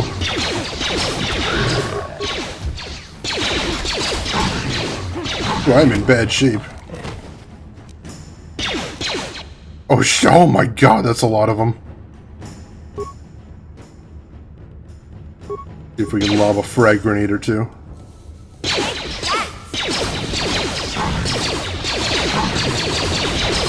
Oh, we only got one of them, but still. Got a good jump on him there. Why am I shooting blasters? Oh no, it's... I must not have had a target. Oh, she's down. You know, when they charge in, they can really get the best of us there. Alright, so let's med pack up first. Switch to her and have her do the same. Luckily, she doesn't need to be at full health, I don't think, because she's got a little bit of distance. Since she fights at a distance, she should be a little better off than guys like me that have to run in melee. Don't they have sexy, slimy skin? They look gross as hell, Drav. Seriously. What in the hell? Alright, what's going on over here? Outcast Corpse. Somebody's having a bad day. Promised Land Apprentice Journal. Oh no, it's that guy's apprentice. I have to check out that journal in a second. What's this rubble over here? Huh. Just, I guess that's the equivalent of treasure chests in this area. So yeah, she probably got screwed up by all the rat ghouls. I wouldn't be surprised. Rukil's Apprentice. You found the journal of Rukil's Apprentice near her corpse. You should return to the old man in the outcast village, tell him of her fate, and deliver the journal. A mission agreed to help you sneak into the Black Vulcar base to recover the stolen Swoop Accelerator, but first she wants you to rescue her Wookiee friend. Alright, let's check out that journal. I'm actually a little curious what's in there. Oh, mission's got a special, unique vibroblade too. Interesting. I didn't notice that. Alright, here we go. Promised Land Apprentice Journal. This journal details the search for the Promised Land carried out by Rukil's apprentice. Most of the entries are mundane, however the last entry is quite interesting. I have uncovered evidence that others have been seeking out the fabled land, and that their treks have led them into the sewers. I have decided that I must go there as well. So it looks like she decided to go into the sewers looking for the Promised Land and probably got effed up by rat ghouls. R.I.P. Ooh, minor frag mine. Let's disable it. Maybe? Hopefully?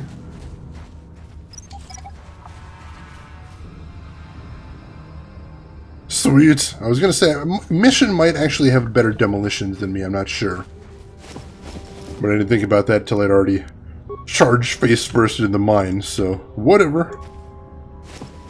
Lots of corpses out here. This is not a great place to be. Let's keep searching around. It's kind of dark, so it's a little difficult to see where exactly I'm going out here. But I want to make sure I explore as much of the place as I can. So let's check. I guess I should check up this little ramp since they mined it. There might be something interesting up here. Or no, it just leads back where I was.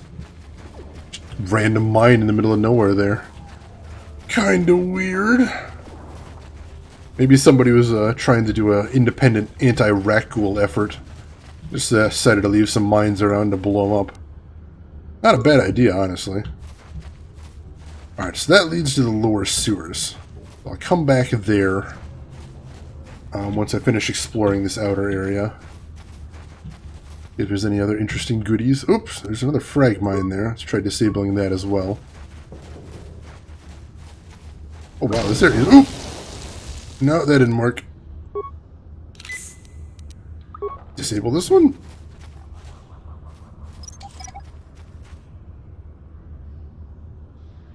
Alright, I got that one. There's a Republic soldier over there too. Yeah? Alright, let's see. I think Mission has better demolitions than me. Let's see if she can disable this one. Alright, cool. Actually a little curious if she could have recovered that one, but I didn't want to take the risk just yet.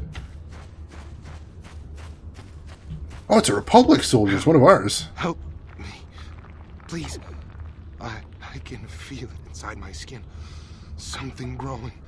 Like some kind of hideous disease. Oh shit. Wait here. I'm gonna see if I can find something to help you. No! No! I can feel it! Oh crap, Raccool. Oh wow, he is gross as hell. Well, I was gonna try. That hurt, Whew. Hell, those Raccools are actually pretty tough. Oh man, no help in that guy at least. I don't think even if I had the serum I'd be able to give it to him in time before he transformed because he went fast. He just wants to cuddle. Oh jeez, he'd be all slimy though. That sounds miserable. Alright, there's another mine over here. Can I even get over there? Maybe if I go the long way, but is there any point to it is the question at this point. I guess I can have Mission see if she can pick it up. Might be kind of cool to have some mines in the inventory. Nope! What it is my understanding is that disabling a mine is one skill check, but recovering the mine is a more difficult skill check. Basically, the storyline reason being that you're basically destroying the mine when you disable it. Alright, so I see some guys over here, and they're Siths, so this probably won't end well. You there, civilian. This is a restricted area. What are you doing down here? I've got papers. Look, I've got all the proper security papers. Security papers? Oh, you're one of those trackers the commander sent down, right? They should have given you an armed escort. It's nasty down here. So I've seen. We've already lost one patrol. We figure the Rak ghouls got them. We've had so many encounters with those things, we've actually run out of Rak ghoul serum. Damn. Plus, we've had several skirmishes with looters from those lower city swoop gangs. I'm telling you, we should just stay in the upper city where we're in control. You said you lost a patrol already? Or is that why you're down here? Search and rescue? I didn't think they'd send anyone. They were in the southern section of the Undercity when we lost contact. I would have gone to investigate, but my orders are to search for those crashed escape pods, even if it means leaving another patrol to die. Yeah, that's basically Star Wars logic right there, Drav. British accent means evil.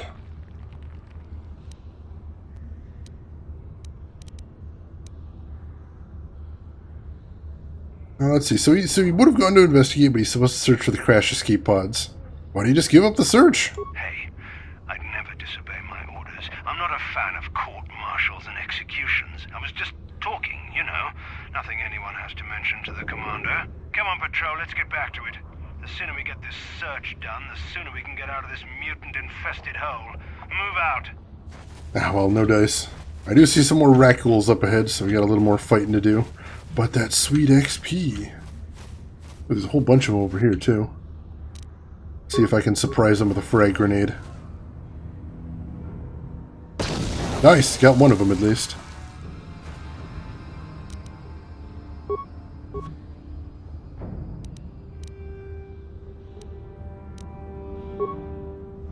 Oops.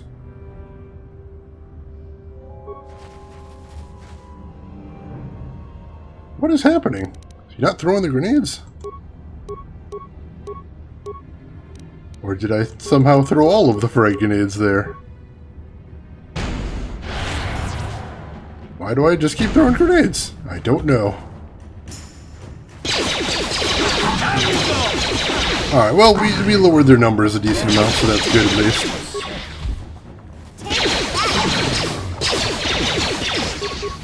Alright, good deal.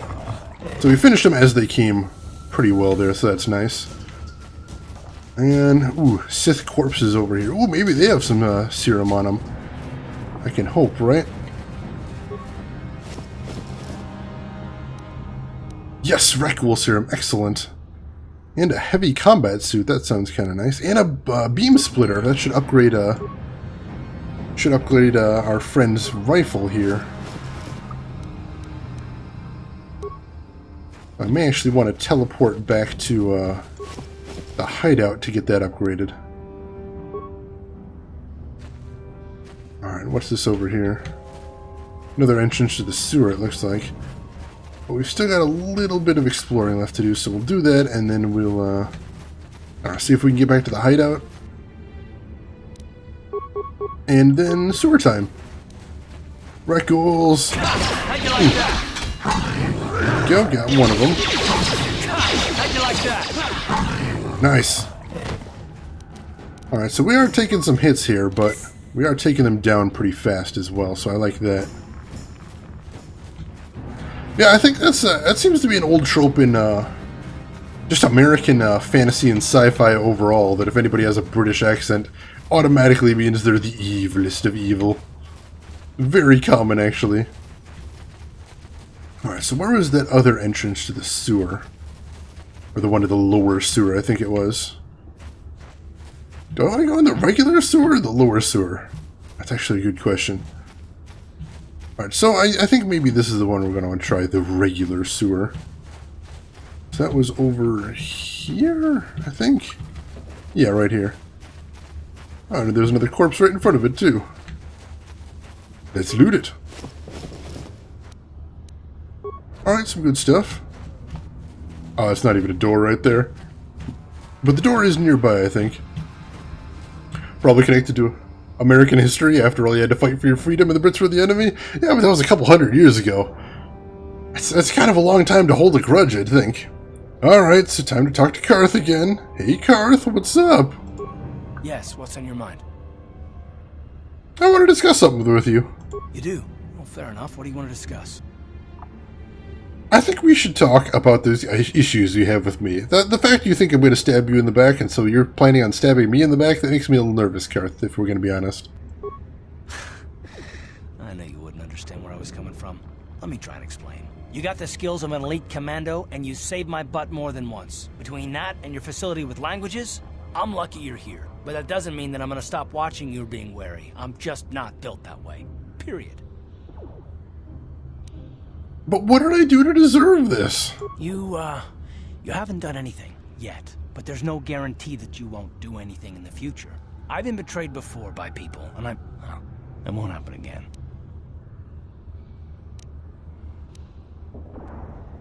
So you want some sort of guarantee that I won't betray you?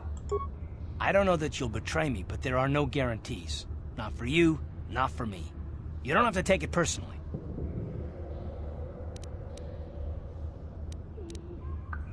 I'm beginning to wonder if you're capable of trusting anyone. Well, you can stop wondering. I'm not. Are you sure you don't want to talk about it? No, I don't want to talk about it. What I want is to save the galaxy, if that's even possible. Why is whether or not I trust you or anyone so damned important to you? Why do you even care? We don't have time for this, so can we please just drop it for now? Can we pick it up later if you really must? I want to get underway. Alright. I'm liking this guy even less every time I talk to him, but I guess we'll have to stick with it for now.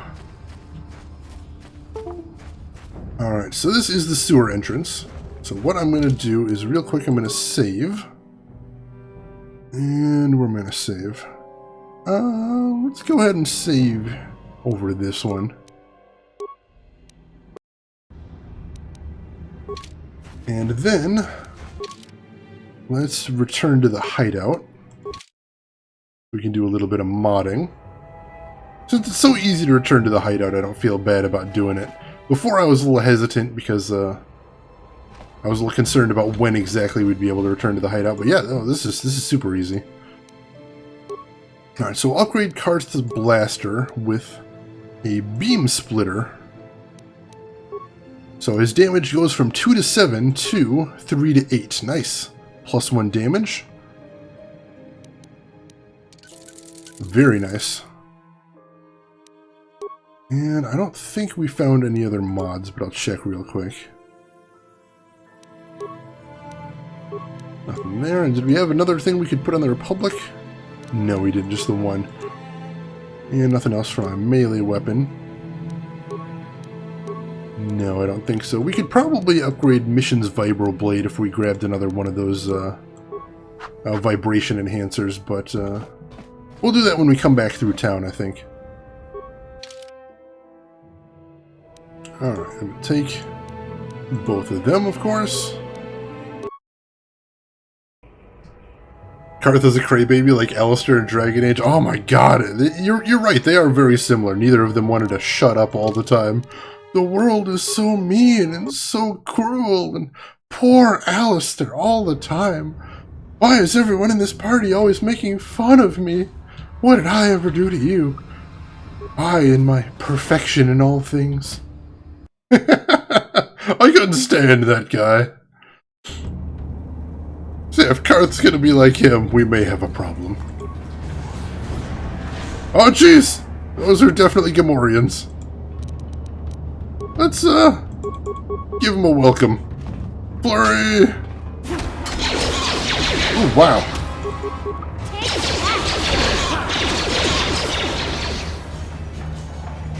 So, they're big and imposing, but they don't actually stand up to a fight all that well. I'm down with that.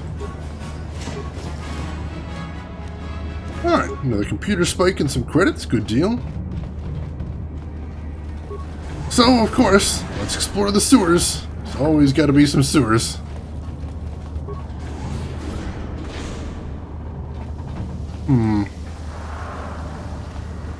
Lots of doors. Rackles! Oh, that's bad. Just open with some flurry. I do like all the blaster fire coming at my back there. That's actually pretty reassuring.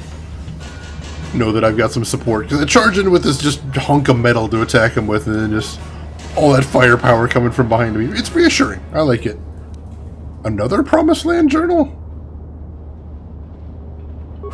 Interesting. So there was someone else searching for the Promised Land down here. Let's see what that one looks like. This journal is the record of a long and difficult search to find the Promised Land. It contains many half-completed maps and cryptic notes, all attempting to decipher whether the legend is true or simply a child's fable. By itself, the journal does not contain enough information to solve the mystery. However, it could be a valuable piece of the puzzle. Alright, so I'll probably give that to the old man later, and maybe he'd appreciate that. Maybe appreciate it with money? Probably not, he's poor, but maybe he'll have information we could use. I'd take that as well. Information's valuable. Never forget that.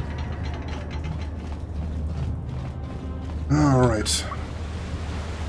What do we got in here? Hello. Alright, so they haven't noticed me yet. So let's,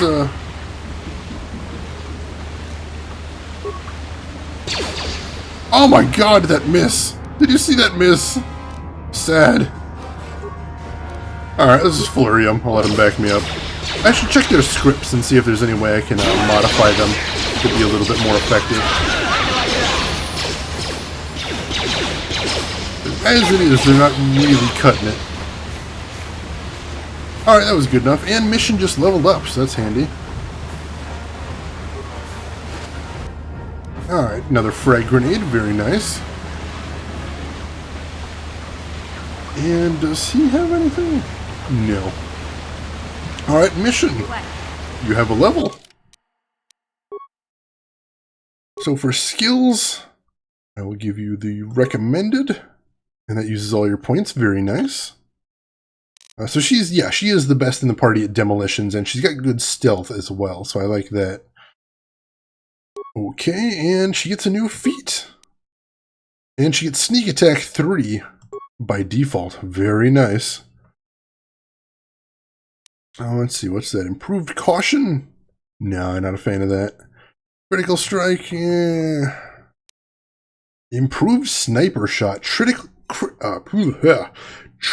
the critical threat range of ranged attacks.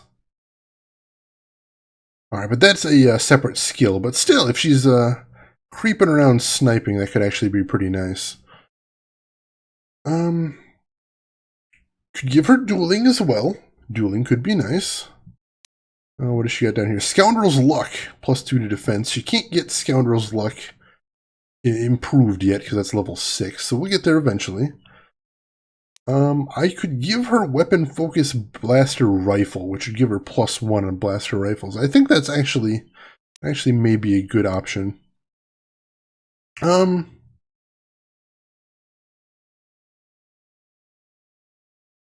Actually, I think her threat range is already a 19 to 20, so tripling that could actually make her crit pretty often.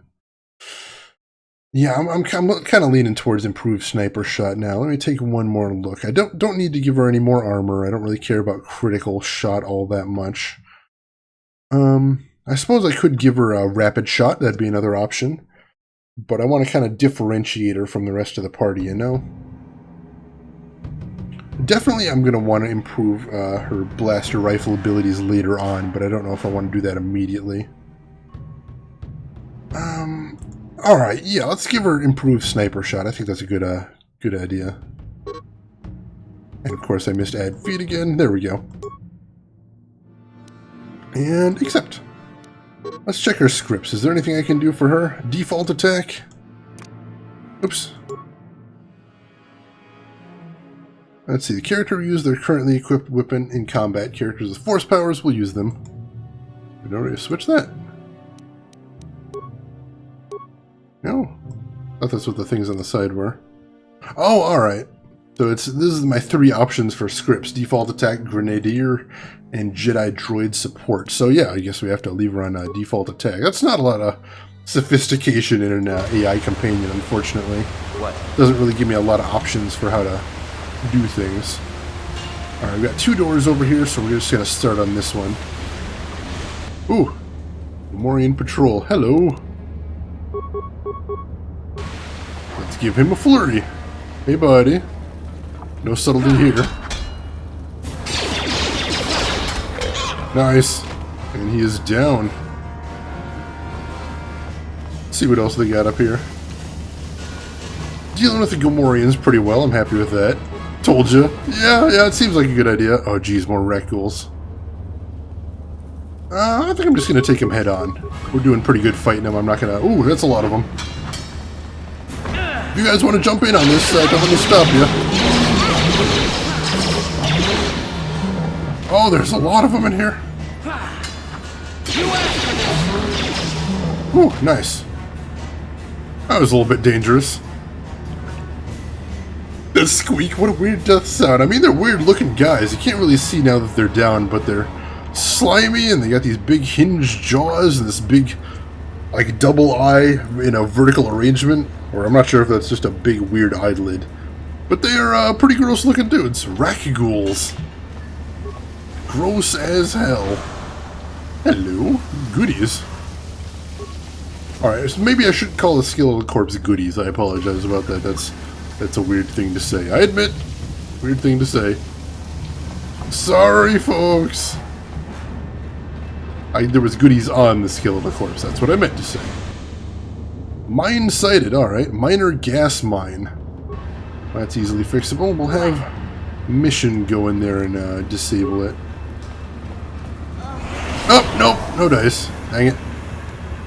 Sure. That must have been a pretty tough mine if she wasn't able to take it on. She's got some decently high demolitions. Oh, man, there's a lot of ghouls. I'm going to pop a med kit. There we go. And then let's flurry the shit out of some ghouls. Actually, let's flurry the shit out of this ghoul. Since he's closer. Convenience! The most important thing in combat.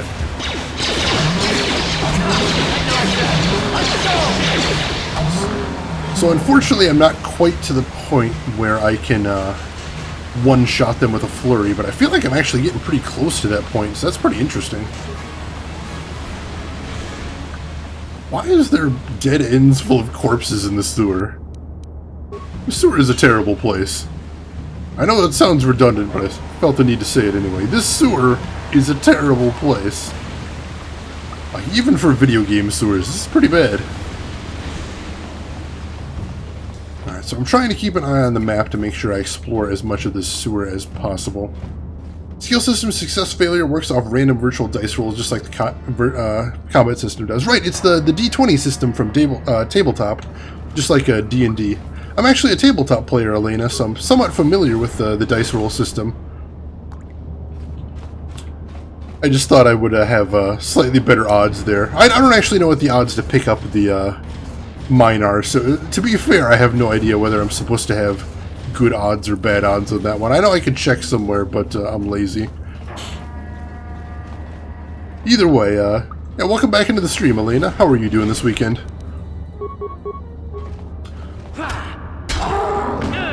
Yeah, the way...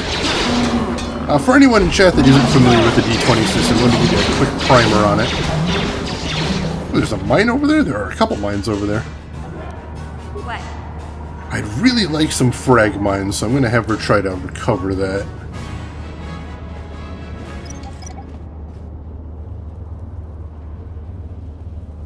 Sweet! Good deal. Let me check the corpses while I'm in here. What? I am doing good, thank you for asking. So here's a quick primer on the D20 system. What it is the difficulty to do something like pick up that mine will have a number set to it, like let's say 35. And then when you want to do something, do that thing like disable the mine, what you'll have to do is you'll take your number in the relevant skill, and for the purposes of mines, this is your demolition skill. You take that number and you add it to a roll of a 20-sided die. Huh? And then the result of the die roll plus your stat, you compare that to the number and you have to meet it or beat it in order to do whatever the thing you were trying to do is. quick primer for anybody that isn't a giant nerd about tabletop like I am. Alright, so that door's locked. So again, Mission has great security, so I'm going to have her attempt to unlock it. That'll save me some time. Yeah, well, it did seem simple actually. And is that a Gamorrean down there? It is. Let's see how he likes flurries to the face. I'm coming. Oh, there's a whole crap load of them in here. This is maybe too many. Maybe too many. Yeah, that was maybe too many. Carth? Yeah, you... How'd you like that? Let's go! There you go. Alright, so some of these guys are pretty strong, but I think I can handle them. I just got that one left. We got this. Come on. Sweet. Oh, that was dangerous. See, once again, I got in a little trouble because I didn't see exactly how many guys were in there. And as it turned out, it was a lot. It was a lot. Alright, we're in good shape now, though. So let me pick over the remains, like the beautiful, wonderful video game protagonist I am, and then I'll deal with that level up right there. Cardio regulator. Ooh, that sounds interesting. Yeah, I've been using the grenades down here in sewers against the rat ghouls, because since they've got that poison, I haven't been wanting to, Look at this. This is one of those old-style manual locks. No computer codes or nothing. The sewers is the only place you'd see one of these on Taris. You can't use conventional security spikes on these old locks. But don't worry. I've come across them before. I've rigged up a little device that should do the trick. Nice. Hey! You're a sight for sore eyes, Mission. I'm glad to see you too, Big Z. You didn't think I'd forget about you. Mission and Zalbar, together forever. Who's that with you? These are my new friends, Big Z. Without them, I could never have gotten you out. Yeah, I was saying that since the rat ghouls do poison damage, I've been trying not to get too close to them, so I've been using grenades where I can, but I used up most of my frag grenades, and I'm kind of trying to hoard grenades until I get into really bad situations, because honestly, I have been handling most of these enemies up front. I think the other problem is, you know, the other BioWare games previously typically had an overhead perspective, whereas since this one's third person, it's a little hard to see how many people are in the room before you actually get into the room. So that's what I usually run into. I go, oh, there's 2 or 3 guys in there, and then I get close and it's actually 5 or 6 guys, which is a much, much bigger problem. Good to meet you, Zalbar. I'm Max Girth. You know the language of my people? That is rare among your species. I am impressed. You have saved me from a life of servitude and slavery. There's only one way I can ever repay such an act. I will swear a life debt to you. A life debt? You sure about that, Big Z? Think about it carefully. You better be sure about this. I'm sure, Mission. This is an issue of great importance to me. Because of our great physical strength, Wookiees are being used as slave labor on our own homeworld. They see us as brutes and animals to be exploited. Over the years, slavers have taken many of my people. We must always be on guard against raids against our villages. When the Gamorreans captured me, I thought I was doomed to a life of servitude. I have been saved from such a fate, and the only way I can repay that is through a life debt. Big Z swearing a Wookiee life debt to you? Wow, this is major. Do you realize what it means? It feels closer to dungeon crawling, I guess, not being able to see what's in the room. Yeah, that is true. It is true. So it's, you know, it's limiting my field of vision, but that's the same limited field of vision that my character would have as well. So it's a sort of realistic limitation to have there. Have you played this game before? I know the reviewer ACG plays this game every year and love it. No, Amstorm, I have never played this game before. I'm actually completely blind going in here. So that's actually pretty exciting. I'm looking forward to playing through it, and I'm having fun so far. Also, welcome back into the stream, Amstorm. Haven't seen you in a while. How have you been? So it's a loyalty vow, the life debt, isn't it? A life debt is the most solemn vow a Wookiee can make. It means he'll stay by your side for the rest of your life. Wherever you go, whatever you do, Zalbar will be with you. In the presence of you all, I swear my life debt. Forever after I will be by your side, Max Girth. May my vow be as strong as the roots of the great warshare tree of Kishik. I'm honored. I guess this means you're stuck with me, too. Wherever Big Z goes, I'm going. I almost lost you once. not gonna happen again. Well, I'm glad to have you aboard, Mission. So, I guess I still owe you one secret path into the Vulcan base. That was the deal, wasn't it? Don't worry. I know a back door into that scum den. Alright, sooner we get there the better. I better come with you. The Vulkars put up a force shield to keep the sewer dwellers out.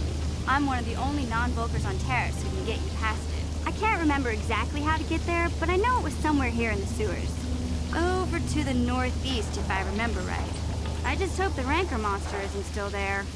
Rancor? Oh my god. Let's see, Elena. The BioWare DMs do not want us to know what's coming unless they drop a hint ahead of time. Yeah, what good DM does want his players to know what's coming ahead of time? And really, if you're a DM, the best hint you can drop ahead of time is just maniacal laughter. I'm a big fan of that one myself. Been good going mad just grinding Halo 5 Arena every day. How's that been going for you, Storm? There used to be a Rancor monster that made its nest in that part of the sewers. Pretty much eats anything it can get its claws on. That thing is huge. Luckily, Rancors aren't too bright. I was able to sneak past it before, so I'm sure we'll figure something out. That is, unless you want to change your mind. That's not really an option, so we'll just hope we don't have to run into a Rancor. Let's get going. Okay then, off we go. Like I said, somewhere to the southeast. Just look for the force shield, and we'll know we're there. Zalbar has joined your party. Remember, you can only have 2 party members with you at any time. The rest will wait for you back at the apartment. You can switch party members using the party selection screen, accessible by left-clicking the party selection screen button while on the map screen. This button is disabled in areas that are considered dangerous. Left-click this response to go there. Alright, so who do I want in my party for right now? Let's see. Hello? Game, you locked up on me? Don't lock up on me, game. It doesn't look locked up. I can still see the add screen, or add button pulsing, but I don't have a mouse cursor all of a sudden. Hello? Game? Ooh, shoot. Yeah,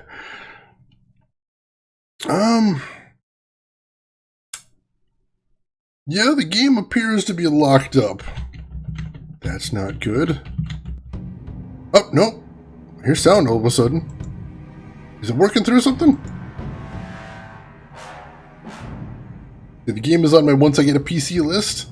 Oh, I hope you enjoy it when you do play it, Storm. H5 is good, always good, glad to hear. Not having Carth in your party, always a good decision. Yeah, he is such a whiner. Alright, yeah, the game appears to be locked up right now, so give me just a second and I'm going to troubleshoot it. We will send you guys to BRB, and let me see if there's anything that can be done about this. That is unfortunate. I think it's been a little while since I saved, too. Oh, no. I've kind of got a mouse cursor here. It's just not showing up on the screen. That is really weird. Can I figure out where the mouse cursor is? Trial and error? Yeah, I might be able to. Oh, I'm kind of figuring it out. Alright. See if I can do this. Think so, maybe. Alright, no, we're back. Alright, hang on. Alright, there we go. I don't know what happened there, but I lost my mouse cursor in that menu, and I thought the game was locked up, but it turns out my mouse cursor was just invisible. So that's terrifying. I'm going to save the game right the heck now. Just in case that comes back. Okay. Ooh, sorry about that, folks. But yeah, I decided to go with Mission and Carth because right now I like having Mission with me because she's got all those nice support skills. Like she can unlock doors, she can disable mines, so she's a handy utility character right now. And I want to have Carth with me because he's got very strong ranged attacks right now. And since I'm doing melee, I figured having some range as support would be a good idea. The PC Master Race. It's not always perfect. It's definitely got its flaws. I'm not gonna lie about that. But I have heard about console games recently being a little more buggy than they were back in the day, so it's not perfect for anybody. And speaking of, Carth has a level up coming to him, so let's take care of that as well. Skills? Let's see where they recommend putting it. In a treat injury? Sure, he wants to take care of himself. I guess I can respect that. Feats. He gets a new feat. Good deal. So he's already got improved 2-weapon fighting, so we're not going to improve on that. And he's already got weapon specialization blaster pistol all the way up. So I think maybe getting him improved rapid shot might be the good thing to give him next. Since rapid shot seems like an amazing skill to get. Toughness is another good one, sure, but since I've got him at a range, I don't know if he needs it quite as much. Especially since I'm going to be running in like a maniac and convincing all of the enemies to switch to melee ASAP. But toughness is definitely one I'll have to get him in the future at some point. Luckily, toughness in this game actually retroactively gives you any skill points that you were owed. So that'll be nice. That means even if I get it late in the game, it'll actually go back and give me all the HP I would have gotten from taking toughness at level 1, so that's helpful. Yeah, more vitality points, especially in a party, are always nice to have. As you can see right here, what rapid shot gives you is it allows you to attack twice, basically twice when everyone else attacks once. And normally you're at -4 to defense while using it, and you're at -4 to those attacks. But this lowers both of them to -2 and -2. So that's pretty nice. Durzak, sorry about that there, but welcome into the stream. How are you doing this evening? See, so far I think I've only seen Carth go down once in the game, so I don't know if I'm too worried about his toughness. But then again, I don't know. Since I'm always giving him weaker armor than myself, that actually might be a good idea. So yeah. Yeah, let's go ahead and give him toughness for right now, and we'll come back to improved rapid shot later. Let's do that. Gonna have to get them both anyway. As I missed the add feat button again. Alright, so there we go. He is good. And he's not a Nazi, Durzak, he's just an angry babysitter. I really love using that description of it. It's so perfect. He's an angry babysitter is what he is. Alright, so we got lots of different doors to explore here, so I guess I'll just pick one, start going down there. Hey Red Malvo, welcome back into the stream. How are you doing this evening? I am doing pretty good myself. Having a nice relaxing weekend so far, and expect that to continue on. How about yourself? Oh, just one guy by yourself? Yeah, this will end well for you. Nice. And it even specifies he's a slaver, so I don't have to feel bad about killing him. That's always nice. Still got the nice battle music going on. What's through here? Ooh, frag mine. Let's set mission on that. Mission, see if you can recover that. Oh, nope. I really shouldn't be risking the recovery. I don't even think it's worth it, but I get greedy. The greed is real. Yes. I don't even know that like I said, I don't even need to know that I've used mines, but the idea of having a mine just sounds so nice. Just woke up, yeah. It's evening for a night shift guy, Red Malvo. That's always the confusing thing. Everyone's like, why are you calling it evening when it's 6 a.m.? Well, it's evening for me. I've been up all night. Robotist. Bots are capable of whatever they want to be. Gotta let those bots be free. Damaged droid. Oh, I've got a shitload of repair parts, so let's see what happens if I reactivate him. Oh, it'll just go around attacking people? Alright. I'll just let him do his thing then. Suppose a little bit of help is better than no help. Alright. I wanted to check out that other Promised Land journal I picked up.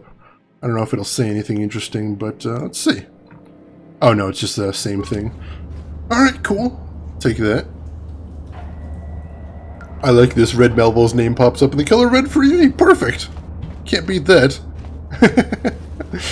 I don't know how I don't actually know how the on-screen chat determines what your name color is, but it's still interesting to know. It's nice when you get the color you want, is all I'm saying. Not going to stop them from believing what they want. The limitations of their program does that. True, true. But speaking as a guy that was heavily into programming in high school and college, you know, they're getting places. They're going places programming-wise. There's still a long way to go before we get true AI, true strong AI in the sense that people think of strong AI. But still, regardless, we are making leaps and bounds all the time. It's really impressive stuff. You guys ever want me to ramble on about artificial intelligence? I totally can do that. I enjoy it. Literally just woke up to virtual high five, Amstorm. I'm glad I am how you decided to start your guys' mornings. That's very cool of you. Alright, here's that skeletal corpse. Since he's already dead, I don't think he'll mind if I help himself to whatever's in his pockets. 7 credits, don't mind if I do. Alright, so let's check back this way first. I don't think this is the correct way to go, but that just means there might be more goodies. Holy crap. There's a minor frag mine. Mission, if you don't mind. Why don't you disable that? Alright, like I said, disabling is an easier role than recovering, so it's not a bad idea to do there. Disable that one too. You were into programming? You must have been the coolest kid in school. Oh yeah, yeah, absolutely, Red Malvo, you know it. Yes. Badass all around. Well-renowned across the school. Alright, so there's the shield. That's the back door into the base. So that actually was the way I was supposed to go. So let's explore over this way a little bit. The sewer seems like another one-and-done area, so I want to get everything I can out of here now, so I don't have to come back. Yeah? Oh, jeez! Alright, so it is an easier roll, but not necessarily a gimme roll. Dang it. And Red Malvo, thank you so much for the host. I really appreciate that. I'm glad you were enjoying watching the stream here. Hello? Raccoons from behind? Where? Oh my god, that is a lot of raccoons. It's gonna be a tough shot with the frag grenade since they're moving, but let's give it a try. Nope, completely missed him.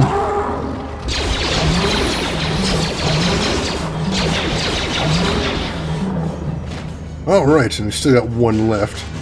But since he decided to stay behind, things are not going to end well for him. Hey, if the rest of my party wants to back me up, there you go. A little bit of a delay there was making me a little nervous. I feel insecure when I show up in pink in chat. Makes me feel like I'm using the shrieking voice of a mother. Don't worry, Amstorm. We know what you mean. Alright, so yeah, it looks like I've actually explored most of the sewer, so that is pretty handy. So, yeah. Let's go ahead and just do what we need to do next. I will save out here before we go any further. Just because I imagine it's probably going to be a bit dangerous in there. I think this is my last save, so I'll save over this. The screeching. Shrieking, screeching, it's in the ballpark. It's in the ballpark. You won't be able to get that computer to lower the energy fields unless you know the proper codes. Lucky for you, I've got them. I picked them off the pocket of a black Volker who had a little too much to drink in the cantina one night. Here, let me get that energy field down for you. That's no worry. I'm not going to be too concerned about spelling in here. I know, you know, I like to think of myself as a pretty good speller, but I know there are some words that I misspell pretty much every time they come up. Guarantee is one I can never quite figure out how to spell, which is irritating as hell. Because I do like to use that. Guarantee is a good word, but it's a tough one. So yeah, I appreciate anyone that tries their best for spelling, but you don't need to be perfect. Dangerous? Nah, it's cool. Just run on in there. Sure, why not? That's actually my strategy in pretty much in most video games, Elena. Just charge headlong in, sword at the ready, screaming at the top of my lungs. Yeah, not that one, Red Malvo. More Gamorreans. 100% sure, well, let me take your word for it. I'll trust you on this one. Actually, is that a Gamorrean and a Rakghoul? Ooh, they're fighting. Let's see who wins. I bet it's the Rakghouls, because there are 2 of them, and in D20 system, 2 is pretty much always better than 1, because that means 2 attacks per round. Case in point!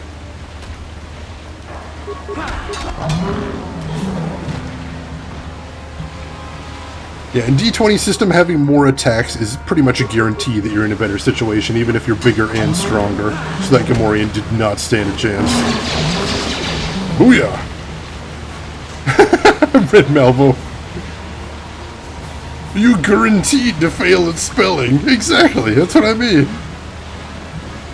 It feels weird because even if you're good at spelling a lot of words, when you get that one word that you just can't remember how to spell, and it comes up consistently, you always feel like you always feel bad. Like, shouldn't I know this? I feel like I should know this.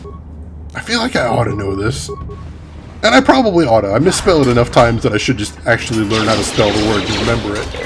But honestly, my memory isn't spectacular either, so it's a combination of factors. How about you guys? Do you guys consider yourself good spellers in English or your chosen language? Were you a good speller in school, or was that always something that you were never a fan of? Me, when I was in college, I actually considered getting an English major because I really enjoy writing in my spare time. But I ended up not doing that because it doesn't really relate to my major. And so I wouldn't actually be making any money off of it, so spending money on it seemed like a bad idea. Definitely a tough one for you. Luckily, Twitch chat has a correction option. Yeah, believe me, Red Velvo, I lean on that a lot. Decent speller, but not expert? That's perfectly fine, Elena. I don't think you need to be an expert unless that's actually your job, is being an expert. Malfunctioning droid. Oh, that's new. Let's have them start on the battle, since he's at a range. Oh, minor gas mine, too. That's not good. Target this guy with the improved sniper shot. Snipe the hell out of him. And let's get our good friend Carth in on this action as well. Carth, why don't you target that malfunctioning droid before he can get over here? Nope, nope, nope! As my character attempts to run into the mine. No, no, no, no, no! Go round to the mine. He's just kind of hovering there. There we go. Alright, mission. Let's see if you can disable that mine before somebody runs into it.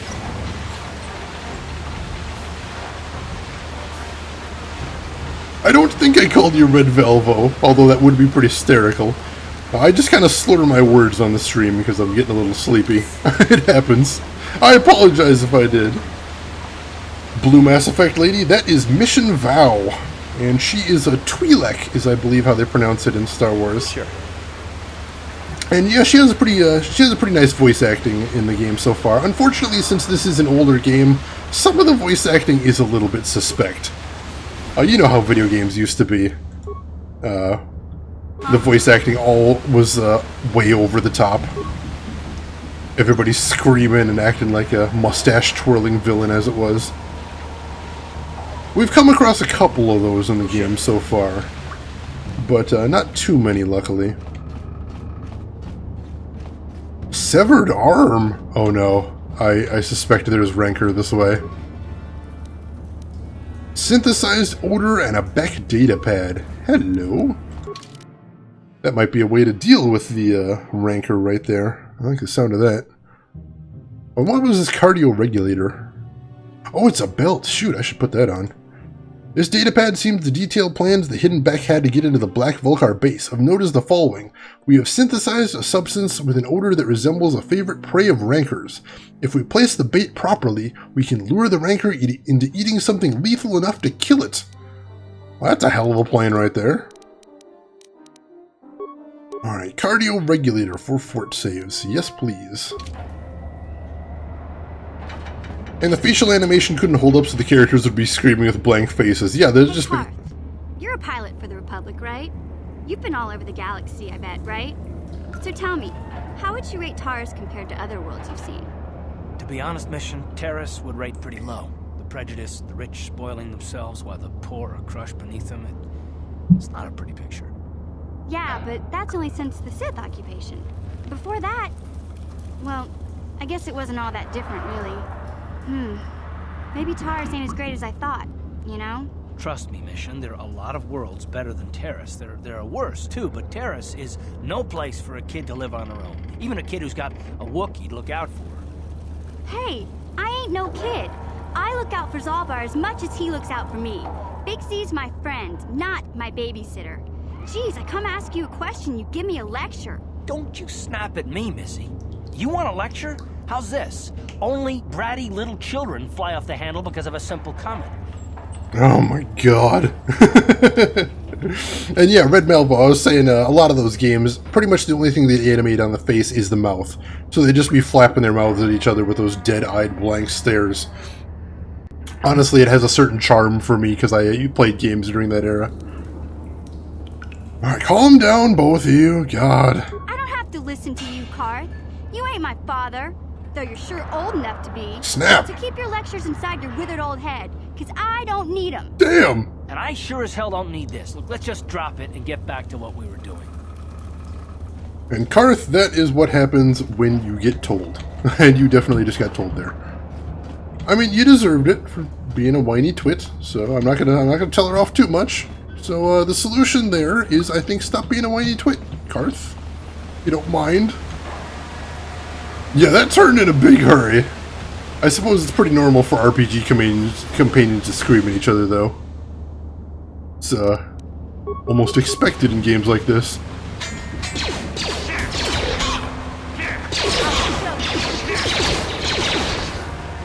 Alright. There we go. Nice. Carth, about to fight a rancor, but calling my companion a spoiled little child is more important. Yeah, Carth has his priorities straight, I suppose. Oh, Carth. Can't live with him, we'll ditch him as soon as feasible. It's weird, I can't think of too many RPGs I've played where the very first character I get I've wanted to drop this quickly. Carth is just really good at being unlikable, I guess. Alright, so I missed a big branch of the base, so I want to go back and explore that a little bit, because I kind of feel like the rancor might be behind this door, because there's that severed arm right there. So I want to, while I've got the opportunity, let's go back.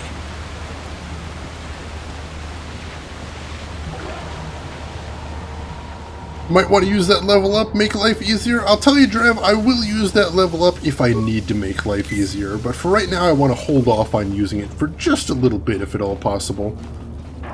Because although I'm playing this game blind, and I can tell you I don't know anything about the story, I have read a little bit about the mechanics. Because with D20 games, it's very important to know the mechanics ahead of time, because honestly you can get pretty screwed if you build your character the wrong way in a D20 game.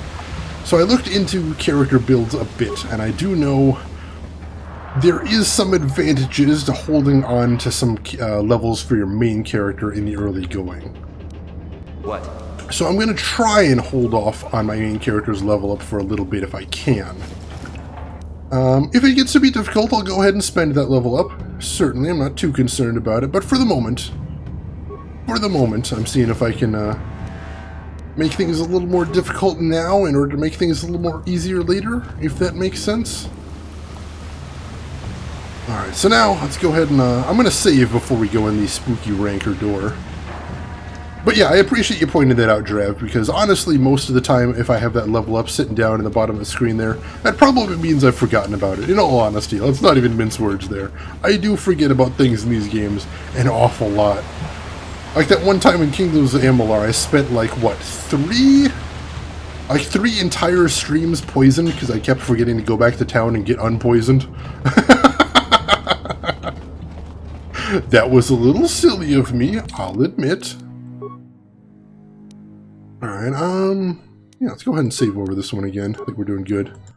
Well, it's not entirely true what it comes down into. How many levels do you want in your base class and how many do you want in your Jedi class? That's true, that is true.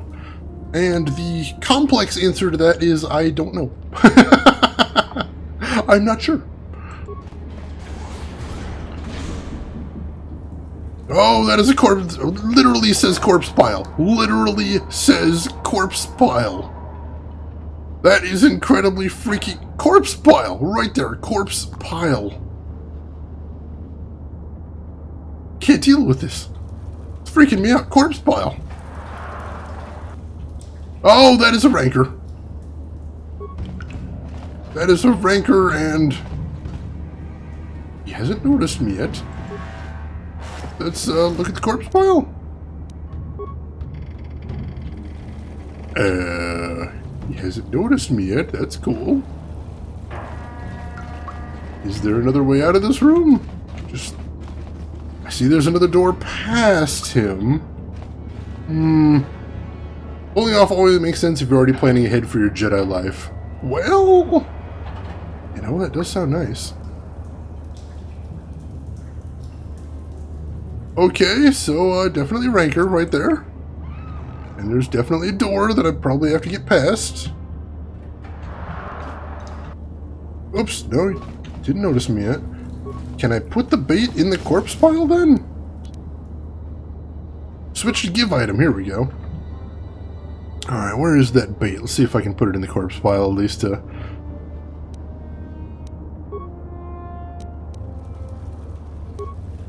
do a thing?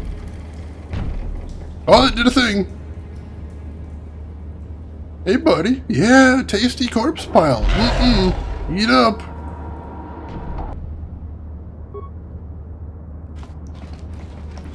I didn't distract him for long. I was hoping that would distract him so I could slip past him. Dang it. What level am I on right now, Drav? I'm level 5 right now. New name for a metal band, Corpse Pile? I know, that's exactly what I was thinking. That sounds like an amazing name for a metal band. Well, he's not dead. You guys ready for something stupid? I'm ready for something stupid. If only there was something else in there that might be not so good to eat. Me! I'm not so good to eat. I don't want him to eat me. I have a frag grenade. Oh, that did a little damage. Actually did a little bit of damage, but not a lot. Oh, he's very big. Can I just run? Maybe I can just run.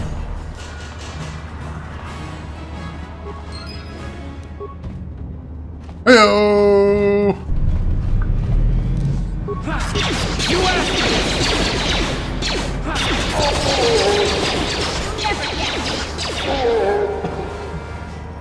So that kind of worked.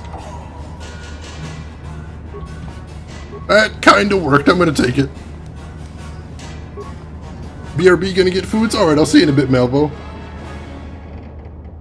Oh, no backseating spoilers, Amstorm.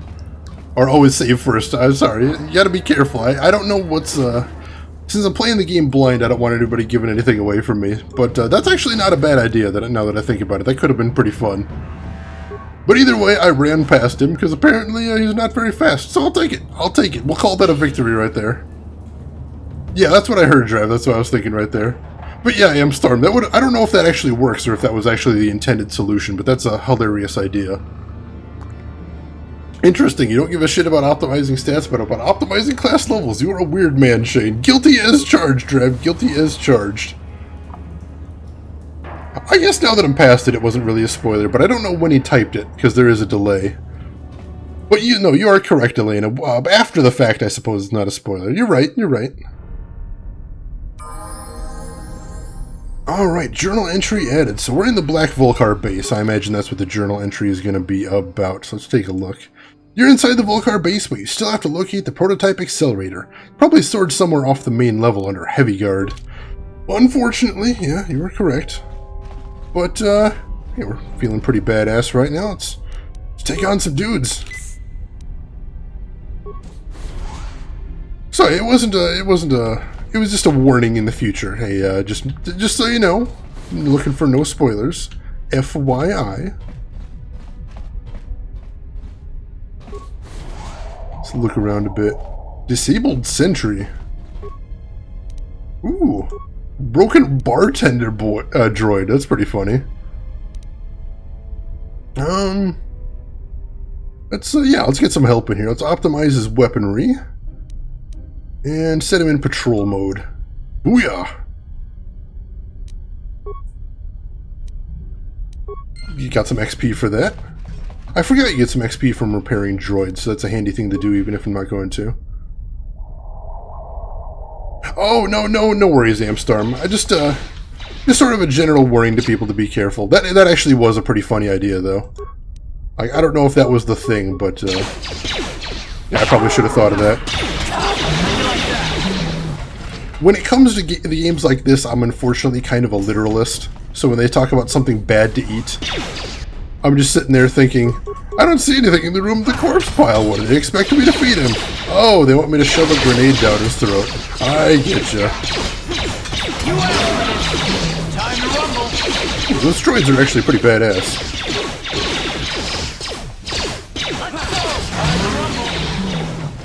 Ooh, nice. Med pack real quick.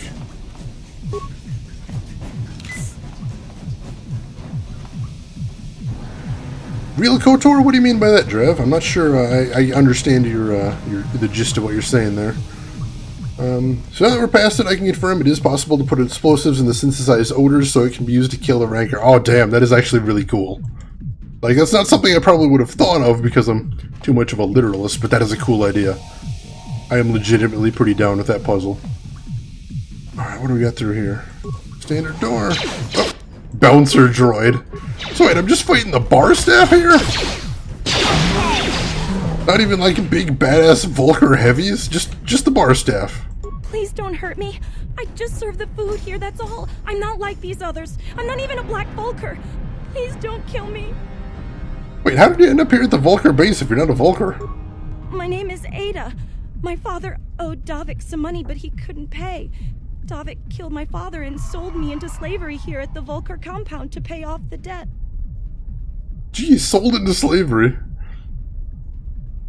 Cannon Jedi build, single weapon stance plus crit strike. I don't know that I'm going towards crit strike, Durzak, but I'm planning to go single weapon in the game. From what I've seen from the stats, that looks good. Elena, I really appreciate you checking before it's a spoiler. If anyone's ever curious, if you want to say something or not serve as a spoiler, just feel free to ask first. I'll usually be pretty cool about it. So thank you, Elena. I appreciate that. Well, the Jedi storyline in KOTOR is considered somewhat KOTOR 3, as we talked about earlier, but you would have preferred a real epic single-player KOTOR. Yeah, I think a lot of people would have preferred that, but the corporate masters apparently didn't think that would be a good idea financially, so I'm glad we got something. You know, there was every chance. Honestly, it feels more likely that we were never going to get anything KOTOR related again, so half a KOTOR 3 is something, I suppose. Because nothing should survive more than one Jedi strike. I do like that thinking, Durzak. I like that way of thinking. So, don't worry. I didn't come down here to murder you. I just want to ask you some questions. But I don't know anything. I'm just a prisoner here, a slave. The Vulcars don't tell me anything. They treat me like dirt. They beat me up if I screw up their orders. You may know more than you think, miss. Help us and we'll help you, okay? Well, all right. I still don't know how much help I can be. But I sure hope you get rid of all the Vulcars. I hate them. Alright, so do you happen to know where I could find a prototype swoop accelerator engine accelerator? What? I've never heard of such a thing. I guess it might be in the garage on the lower level. That's where all the Vulcars go to work on their swoop bikes. But I've never been down there. The elevator is protected by a security system. Only the Vulcars are allowed to go down there. I'm also looking for a prisoner, a woman named Bastila. Is she that Republic soldier? I heard one of the Vulcar mention her, but she's not here. He said Brejik didn't trust his men around her. I guess she's too important to be a slave here in the kitchens. Getting pawed and groped and kicked and spit on like me. Brejik must have taken her somewhere safe. So yeah, as we suspected, Bastila's off-site, so no rescuing her the direct way. We're gonna have to go through this insane 1950s race scheme to get after her. Alright, look, if I let you go, is there any way you can find your way out of here? Now that you've killed the guards who were supposed to watch me, I think I could find my way out of here. Don't worry, I've killed everything in the sewers except the Rancor, but just run real fast. I promise you that's a strategy that works. I'm free to go? You're not gonna kill me? I don't know how I can ever repay you. Thank you. I have to get out of here before any of the Vulcars see me. Run, lady, run! Light side points gained. Alright. And yeah, Drav, that is actually a worry I have whenever I play pretty much any game that I go into blind, is I hope somebody doesn't just stumble in here and go, oh man, I can't wait to see the part where blah blah blah, and then I go, oh god, I didn't know that was going to happen. So yeah, it's every streamer's worry whenever they play a game blind, I guarantee you, but so far, we're good. Drev has mentioned in chat before there's a big twist in this game, and I have no idea what it is. Honestly, despite the age of this game and the fact that I am a Star Wars fan, I just don't know. And that is very cool to me. Oh, these droids are actually pretty tough. I probably should have grenaded these droids since they are so strong against me in melee. There we go. Go after this guy next.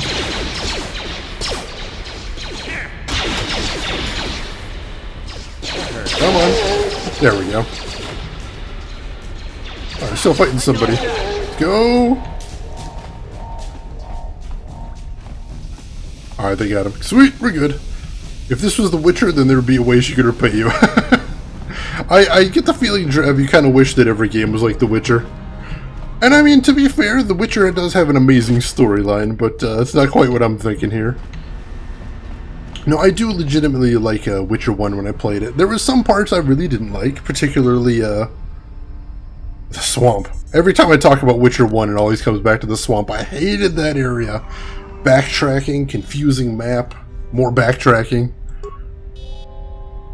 Alright, so we have sliced the computer, which again is the Star Wars term for hacking. You're using a sharp metal stick in a world of laser guns, lightsabers, and the Force. Nice strats, bro. I know. You know, honestly, I think it's pretty ridiculous too, Amstar. I'm not disagreeing with you. They actually they snuck in near the beginning of the game a reason why they're doing that, why you're able to do that. And that's if you've seen Dune, it's the same reason they use in Dune, which is, hang on a sec. Sorry, I had to sneeze. Springtime allergies. The reason is that there's personal energy shields in the game, and they say right now in the world of the game, personal energy shields are becoming very popular with combatants, and the personal energy shields will help block laser beams. So if you've got a blaster, these energy shields can absorb some of them, but these shields do nothing against big, pointy pieces of metal. So they can stand there and withstand blaster fire for a while, but you can just run right up and poke them in the face with your big metal thing. So that's the canon in-game reason why swords are still used against blasters, which is it's interesting. It's interesting. All right, so we've got all these cameras, which let's see, what do I need to see? Is there anything in the barracks? Ooh, wow, there's a lot of guys.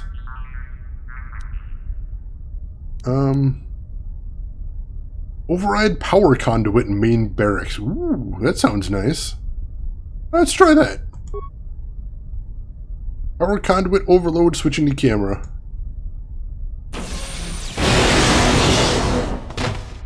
Hell yes! Alright, I'm down with that. Let's see what else we got. The armory. There's just a couple of them in there, it looks like. The rec room, not much in there. The pool? Wow, they actually have a pool. Looks kind of lame, but it is a pool, I suppose. Garage elevator. Ooh, those look like sentry turrets. It's not good. Shut down the security system. 7 spikes. Yeah, it's a lot of spikes, but I have a lot of spikes, so I think that's going to be worth it. Alright, cool, so I don't have to deal with those turrets, because I imagine those would actually be pretty tough to deal with. Control room. Somebody in there, but just the one dude.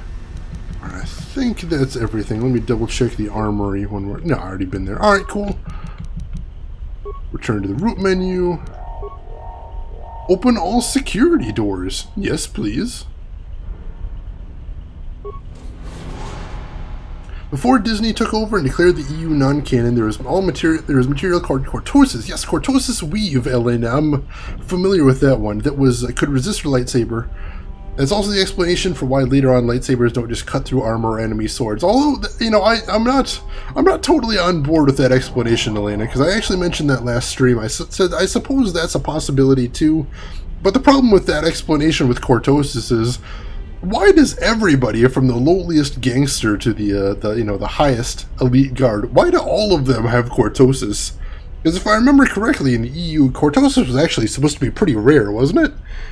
It would be strange that just everyone has it in the Old Republic universe. But why not use an AA-12 full auto 32 drum magazine shotgun that can shoot frag rounds? Well, because that's not sci-fi enough, Ampstorm. Of course. Alright, I think that's all we need to do here. I'm pretty happy with that. That was a good hacking session. Or slicing, if you prefer. And I got a whole bunch of XP for that too. Nice. Why use a big razor? You're not Samurai Japan. I might be Samurai Japan. You don't know. You don't know. Oh, there's another Black Volcar. And yeah, that's the explanation behind Vibroblades as well, is they have cortosis weave in them. Or no, Vibroblades work with something else, don't they? I surrender! I surrender! Please don't kill me! I'm not like the others! I'm not like Brejik and his new Volcars!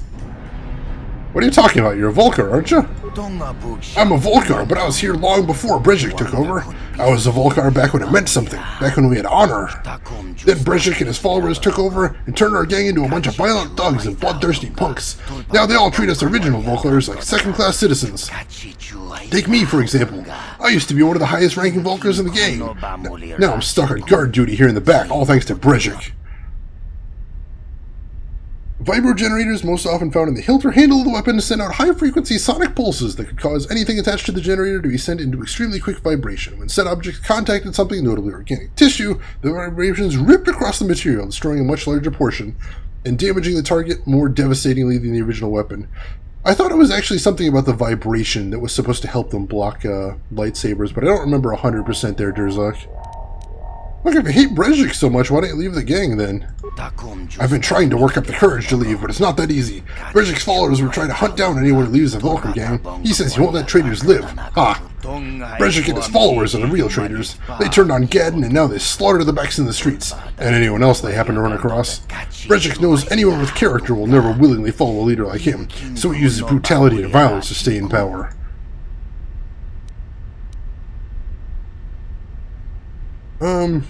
I'm gonna let you live then. Go on, get out of here. Thanks a lot. And don't worry, I won't cause any trouble for you on the way out. In fact, I hope you take Brejik and his Volcars down. Nice. Alright. Another frag grenade and a concussion grenade too. Very nice, very nice. Why do people bother with those explanations anyway? Lightsabers in themselves are stupid because there's no way that light just stops in midair. A real lightsaber would cut through the whole universe with time, but it's fun. It's like, if you're going to say lightsabers just aren't impossible, then that just takes so much out of it. Because lightsabers are so cool. You can't negate that factor too. Lightsabers are amazing. Hey, a pool droid. This is an old cleaning droid for the now empty swimming pool. Repair? Program droid to crawl into the pool and self-destruct. No, that is depressing. Why would I do that? Why would anyone do that? Ooh, Black Volcar? Black Volcar. Hey, buddy. Oh, and he's going in for melee too. Nice. Why would you tell the pool droid to kill himself? I'm not going to do that. No, that's inappropriate. Inappropriate. Oh, that's why. Crap. That's why. Because it's full of poison. Dang it. Whole bunch of good items in here, though. Party member down. Why is the pool full of poison? Why is the pool full of poison? Can I just ask that for a second? Why is the pool full of poison? I don't understand. I just don't. But the pool is full of poison. That's definitely a thing. Oh, and then I died. Dang it. Luckily I got back up immediately, because we're out of combat. There we go. Vibral blades, not as good as flamethrowers, but backflipping with a sword would be more impressive to the space ladies. I do so love the combat in the Star Wars movies. That is just the coolest thing for me. Alright, so there's a whole bunch of stuff in here. Now that I've went in the pool full of poison. Ooh, advanced med pack. I like the sound of that. Of course, they have to call it an advanced med pack instead of a high potion, but we are still in D&D territory, so let's be honest here.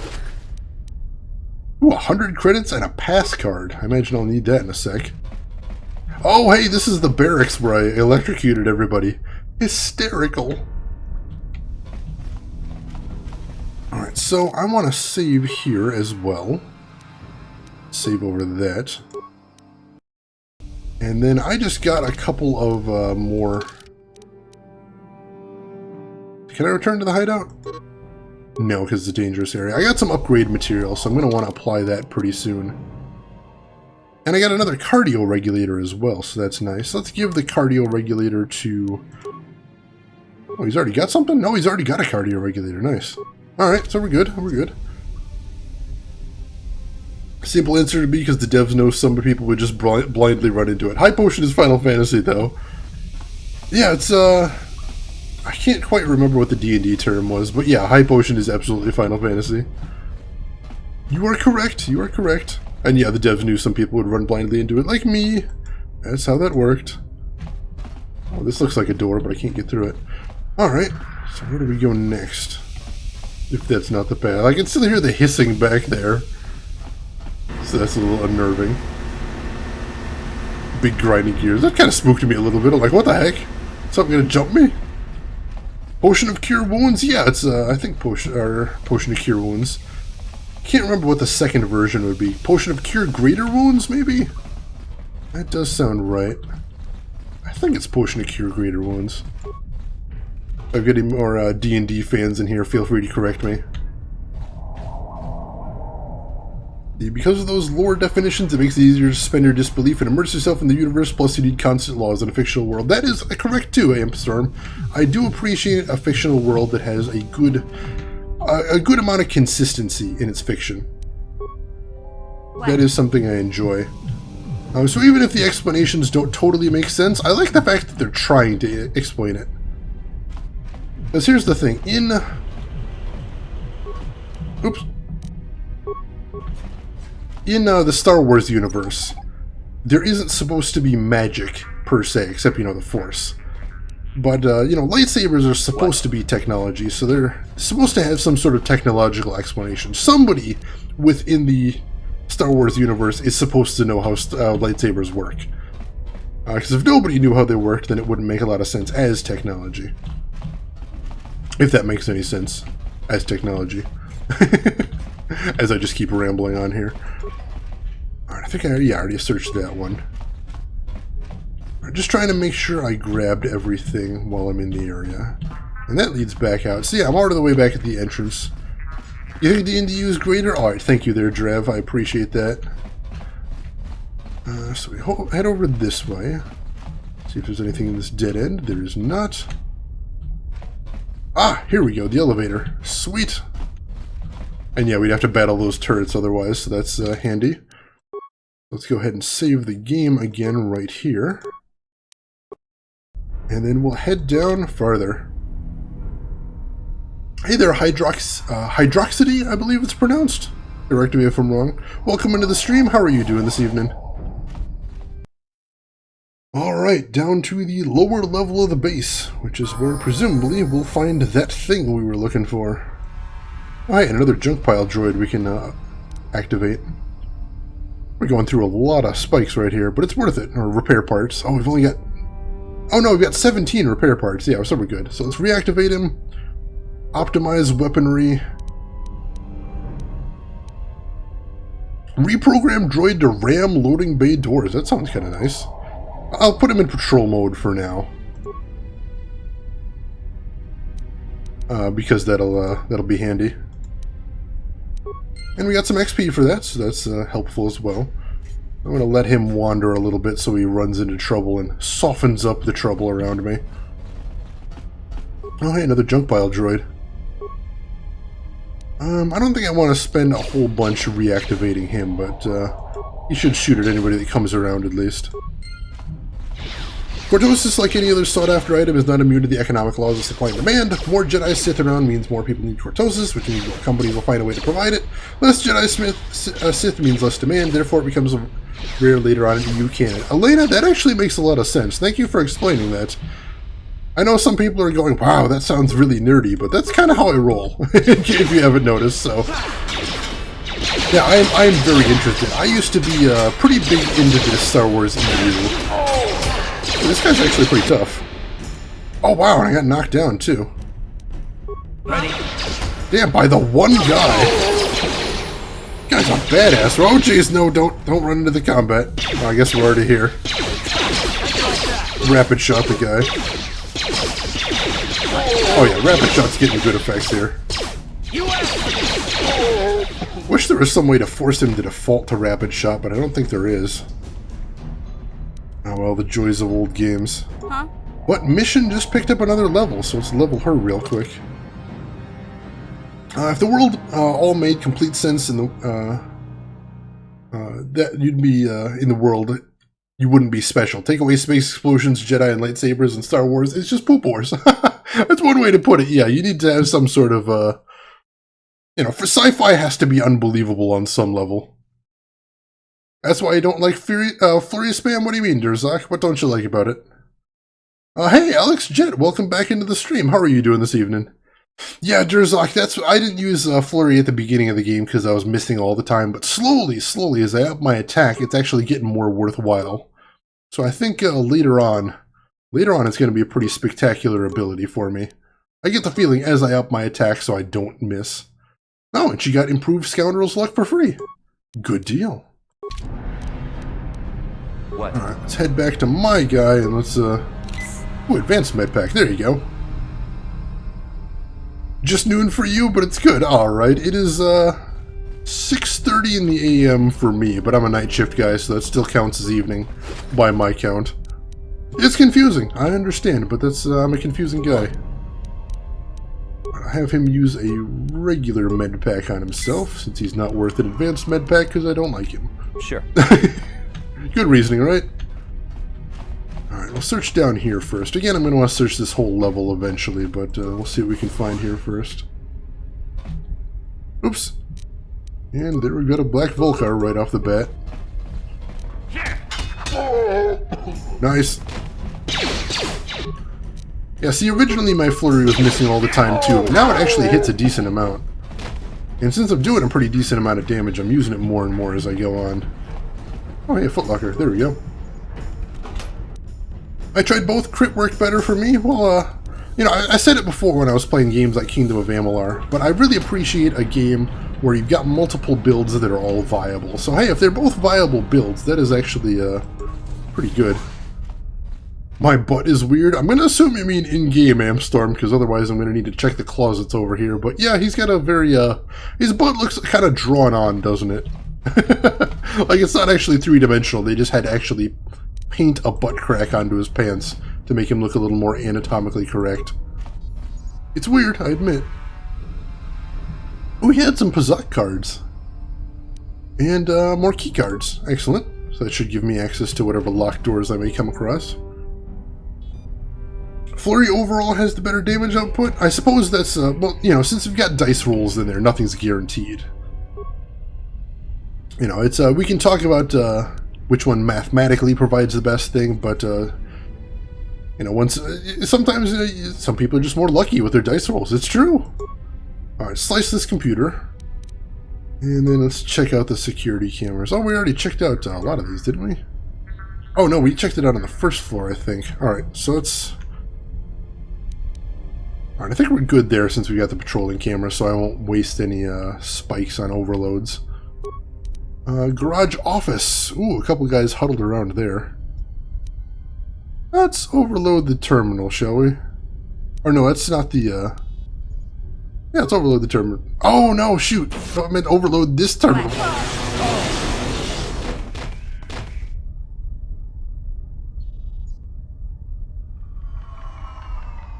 So, mistakes have been made. I kind of meant the terminal they were standing in front of, but, I guess that terminal was another option too. So, just vaporized my own party. Good job, Shane. Good going there. Pro strats right here. Oops. Oh, jeez. Oh, God, that's gonna look silly on VOD later. Glad you guys enjoyed it at least. Who needs a party, really? Or, you know, a face after it gets vaporized off by, blowing yourself up. Whoops. Whoops. Alright, so we'll speed through what we did before since we know kind of what's coming here. No worries there. Luck has a more statistical component as well. The more dice rolls, the less is a factor. True, that is true as well. Red Melvo, you missed me blowing myself up and killing the entire party by pushing the wrong button. Because that is how I roll. Alright, so we got him and Adam too. Oh, he was the garage head. That's why he's such a badass, because he's supposed to be the toughest guy down here. Alright, that makes some more sense. Oh, there's somebody else down here too with me. Cue up some more flows. Alright, now we're getting him. Come on. Oh, no, we didn't get to finish him off. Let's rapid shot this guy to death, and then we'll rapid shot this guy to death. Kind of point blank range, which I wouldn't prefer, but it'll do. It'll do. There we go, he's down, so just this last guy. Which we will rapid shot to death. There we go. Ooh, that was a bit dangerous. So what did we learn from that? Save more. Yeah, I think that is the correct conclusion. You are right. Alright, so right now, let's, everybody take some advanced med packs, why don't we? Heck of a fight right there. What? Ooh, alright. That wasn't even like a surprise ambush that I battled to my best and then simply couldn't handle it. No, that was just me pressing the wrong button on a computer and blowing myself up. I am guilty of killing my entire party the same way. Last time I played this game was on my iPhone, though. How did you like the iPhone version, Hydroxity? I've heard good things and I've heard bad things. So I'm curious what your take on it was.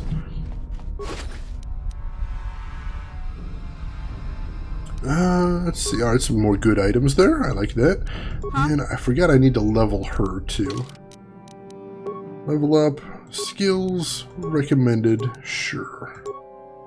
Probably could have just auto-leveled in that case, but you know. Sure.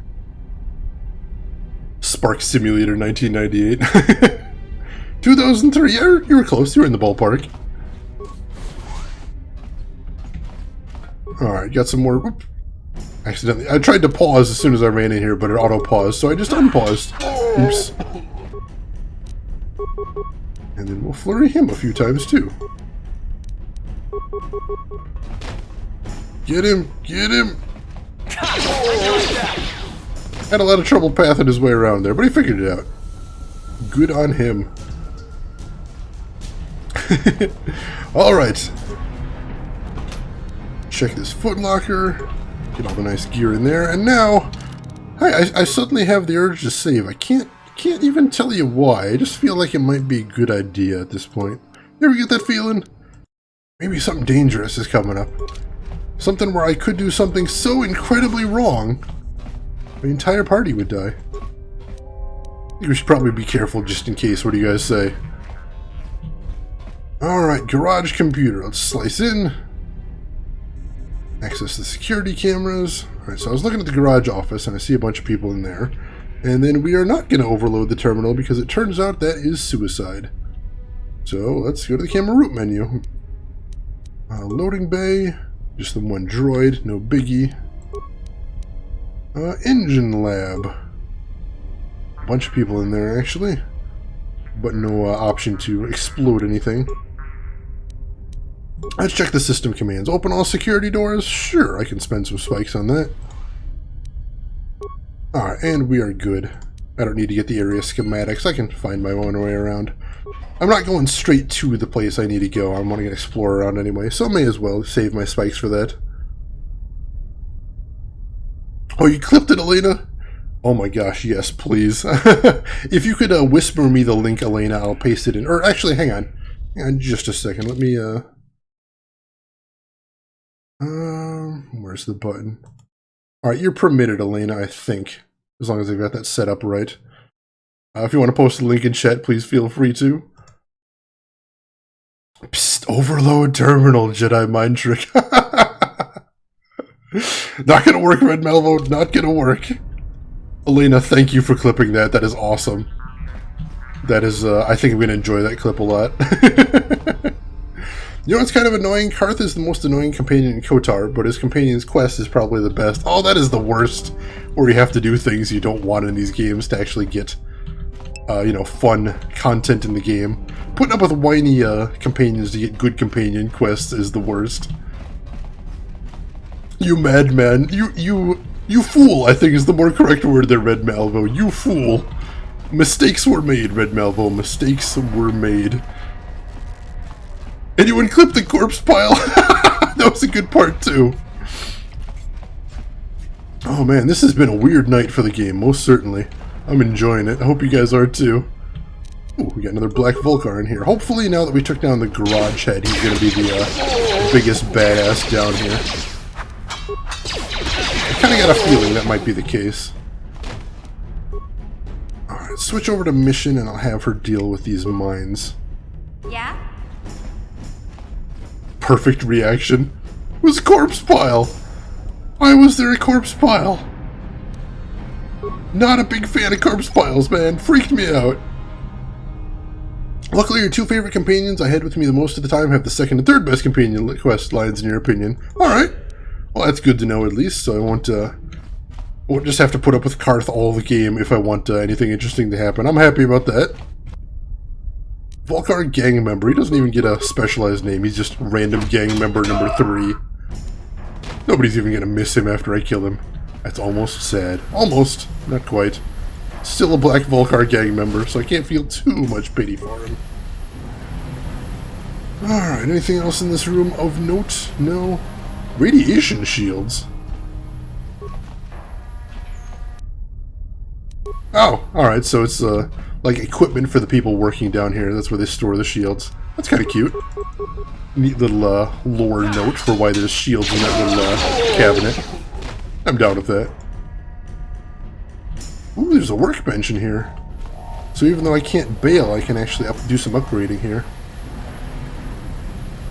Cool, yeah, let's use the workbench. I know I picked up a couple things. I don't remember exactly what they were. We've got Carth's Blaster, which got an improved energy cell, which adds bonus damage. Nice. And Hair Trigger, which adds +1 attack. Nice. Yeah, that is a hell of a blaster right now. And let's see, melee. Ooh, I did find +1 attack, +1 bonus damage. Yes, please. Don't mind if I do. And as far as armor, did I find any upgrade items? No, it doesn't look like it. So we're good there. Still, that's a nice upgrade to have. You already go one of my favorite two companions with you. Oh, a mission. At least for a fight, light side run. For a dark side run, of course, I had a different party. Right, because you want to... You generally are going to want companions that are going to be cool with what you're doing, so they're not complaining all the time, I imagine. I can understand that. Black Vulcans care about worker safety, but will kill people in the streets. What is the sorcerer? Undercity, that is amazing. I didn't even consider that. It's not like they have to worry about OSHA when they're a freaking swoop gang that are murdering people in the streets. But no, they, maybe that's how they recruit mechanics. We may be a bunch of murderous madmen, but, we're really concerned about worker safety. It's very important to us. I can't think of another explanation besides that. That is absolutely sorcery Undercity. Oh man, I took a beating in this room. Whew. Let's use an advanced med pack right there. See, right now I'm doing pretty good at med packs, but I think I'm going to need to get in the habit of picking up some med packs when I'm running around new areas, just to be totally safe. Looks like we have visitors. Lackeys conned by Gad and Thek into trying to steal Brezhik's swoop engine accelerator, I bet. Brezhik stole that engine from Gaddon. It was never yours to begin with. Well, I didn't go to all the trouble of acquiring this prototype just so you could steal it back for this old fool. Would you like me to dispose of these Beck spies, Kandran? No, hold on a second. I see you aren't wearing the hidden Beck colors, so I'm guessing you aren't part of that feeble old man's gang. You must be a freelance mercenary. It's something like that. You're right, I'm not one of the Becks. My name's Max Girth! Let me catch up on chat real quick. Yeah, you can totally be a baddie in here, Red Malvo. Completely your choice. Yeah, I do like games that have the two different paths there. All those tentacles. I'm trying to remember what they call them. I think they call them head tails on the Twi'leks, if I remember correctly. Instead of stealing the prototype for the Becks, why don't you come work for us? The Black Vulkars could use someone like you. Forget it! I know all about you, Black Vulkars. Be smart. Gad and Thek is old news. He's a blind fool in more ways than one. Brezhik is a visionary. Soon he'll control the entire Lower City. Don't shackle yourself to a losing team. Forget it. I'm not gonna betray Gaddon. I can see there's not much chance of convincing you to come work for us after all. Most unfortunate. Now can I kill them, Gaddon? Yes, darling. Kill them. Kill them all. Wilp! That is a lot of dudes right there. It looks like they've got blasters out. So why don't we open the negotiations with a frag grenade? Nice, that hurt him. Not a lot, though. I kind of thought that would do more damage. Alright, let's go ahead and run in there and start some melee.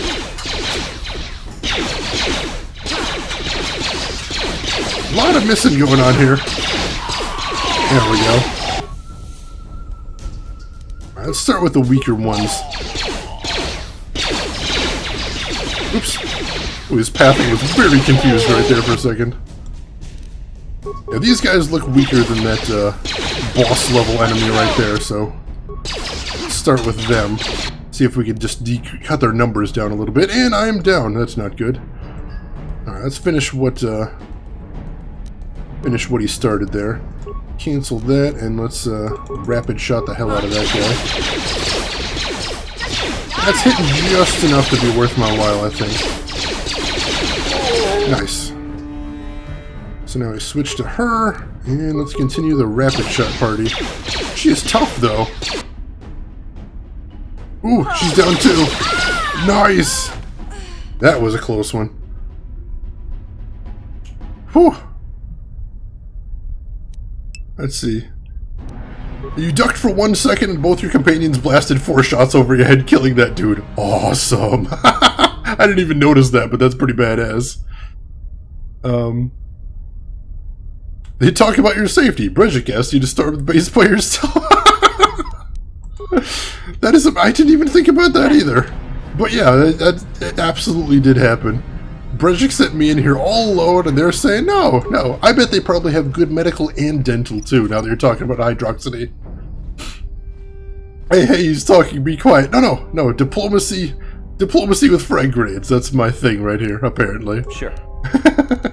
It seems to be working out pretty well, though, so can't really complain. Yeah? You're so lazy. You could have commanded your party to shoot the weak ones down instead of running right through the fire with your melee guy. Yeah, I do really need to get into the habit of switching party members. Ready. To give individual commands, especially at the start of fights like that, just to help even the odds a little bit. But sure. Laziness is absolutely the correct option. So now that I see I'm starting to get into these more difficult encounters, I think I'm probably going to be thinking about using tactics a little more often. You're right. Could have even asked for a pension scheme. Pension? Oh! I think I made the wrong choice, guys. I think I may have backed the wrong party.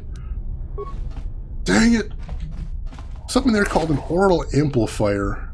Oh, another hair trigger as well, a disruptor.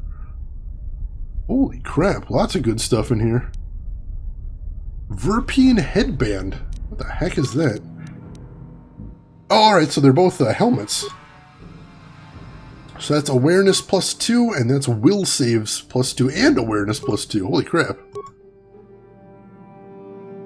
Yeah, sure, I'll take that one. And then I will give Mission the awareness +2. I figure for a stealth character that wouldn't be a bad thing, right?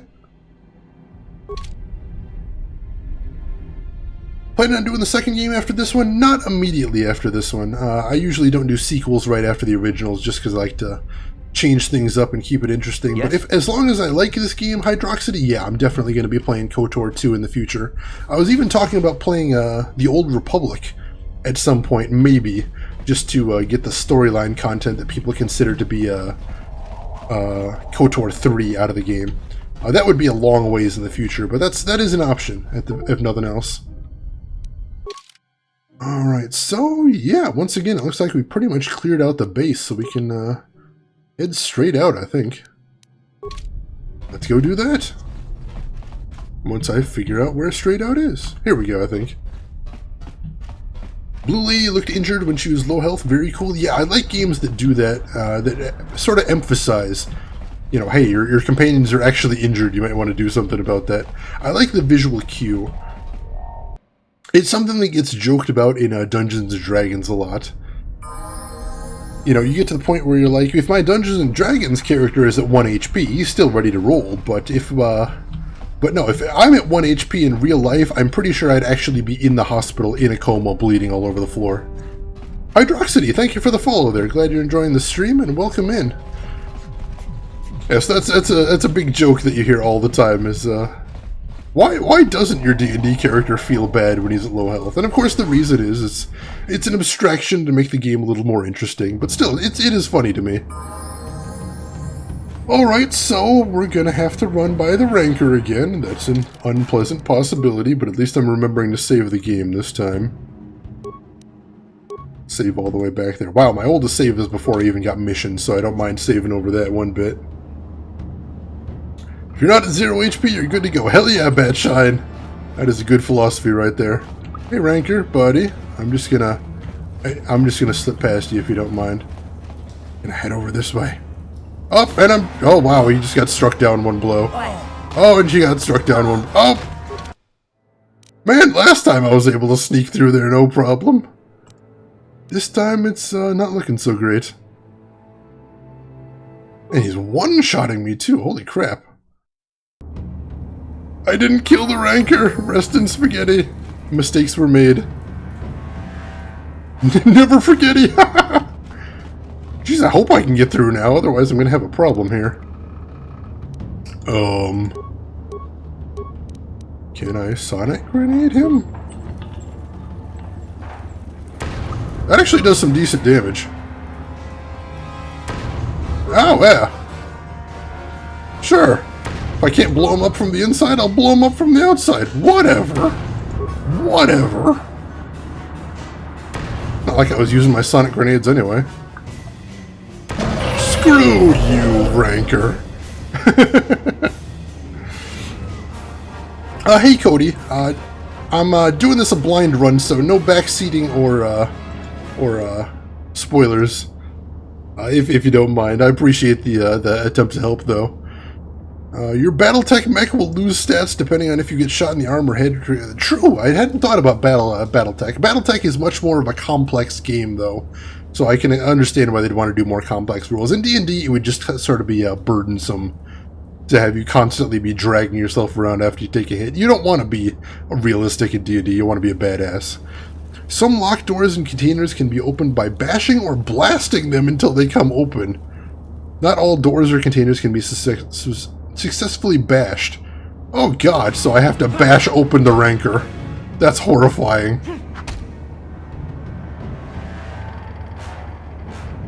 Did I just kill his corpse? I just killed the Ranker's corpse after I killed him. This is the most metal room in the entire game.